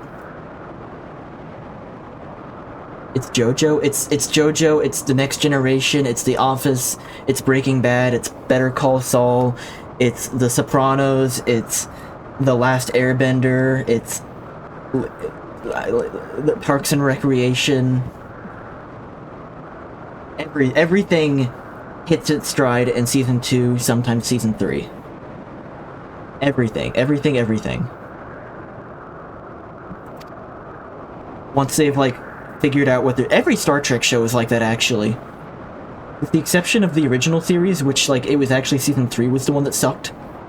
Like, The Next Generation, Voyager, Deep Space Nine, Enterprise, basically everything before, like, Discovery happened. Season 1 sucked. Or wasn't nearly as good as the rest, and then it, like, got really good in Season 2 to 3.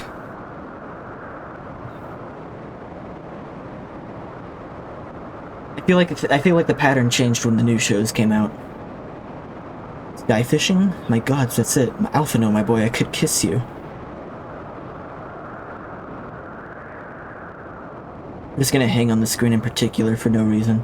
For just a second.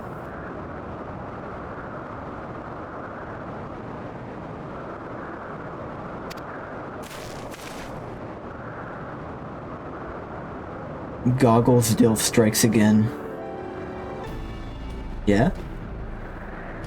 From what we observed, Bismarck is a creature of pure instinct, driven primarily by hunger. When wounded by the Imperial, it fled, but not before devouring another island to restore its strength. How long until the damned whale eats our island? What I propose is this. We tow a suitably appetizing island through the Sea of Clouds, in essence fishing for our flying whale. Once we draw Bismarck out of hiding, we shall use dragon killers to fire grapnels into the beast's hide and then reel it in close, enabling our resident Icon Slayer to engage it directly. A bold plan, Master Garlon, but an exceedingly dangerous one. Should Ryugo fail to subdue the creature, he would almost certainly be eaten along with the rest of your appetizing island.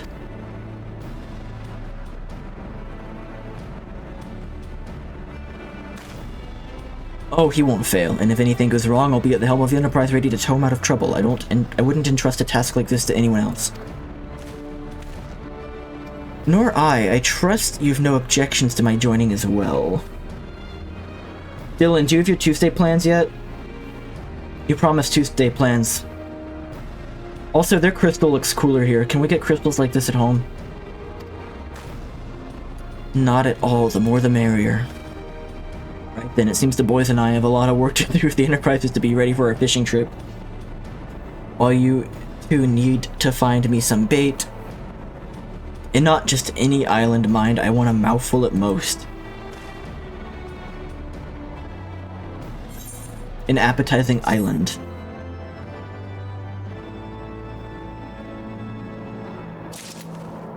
I think I'm gonna take a BRB because I've been going for 2 hours now. And I need to use the bathroom and get more coffee. Enterprise? Star Trek? Holy shit, no one shat before.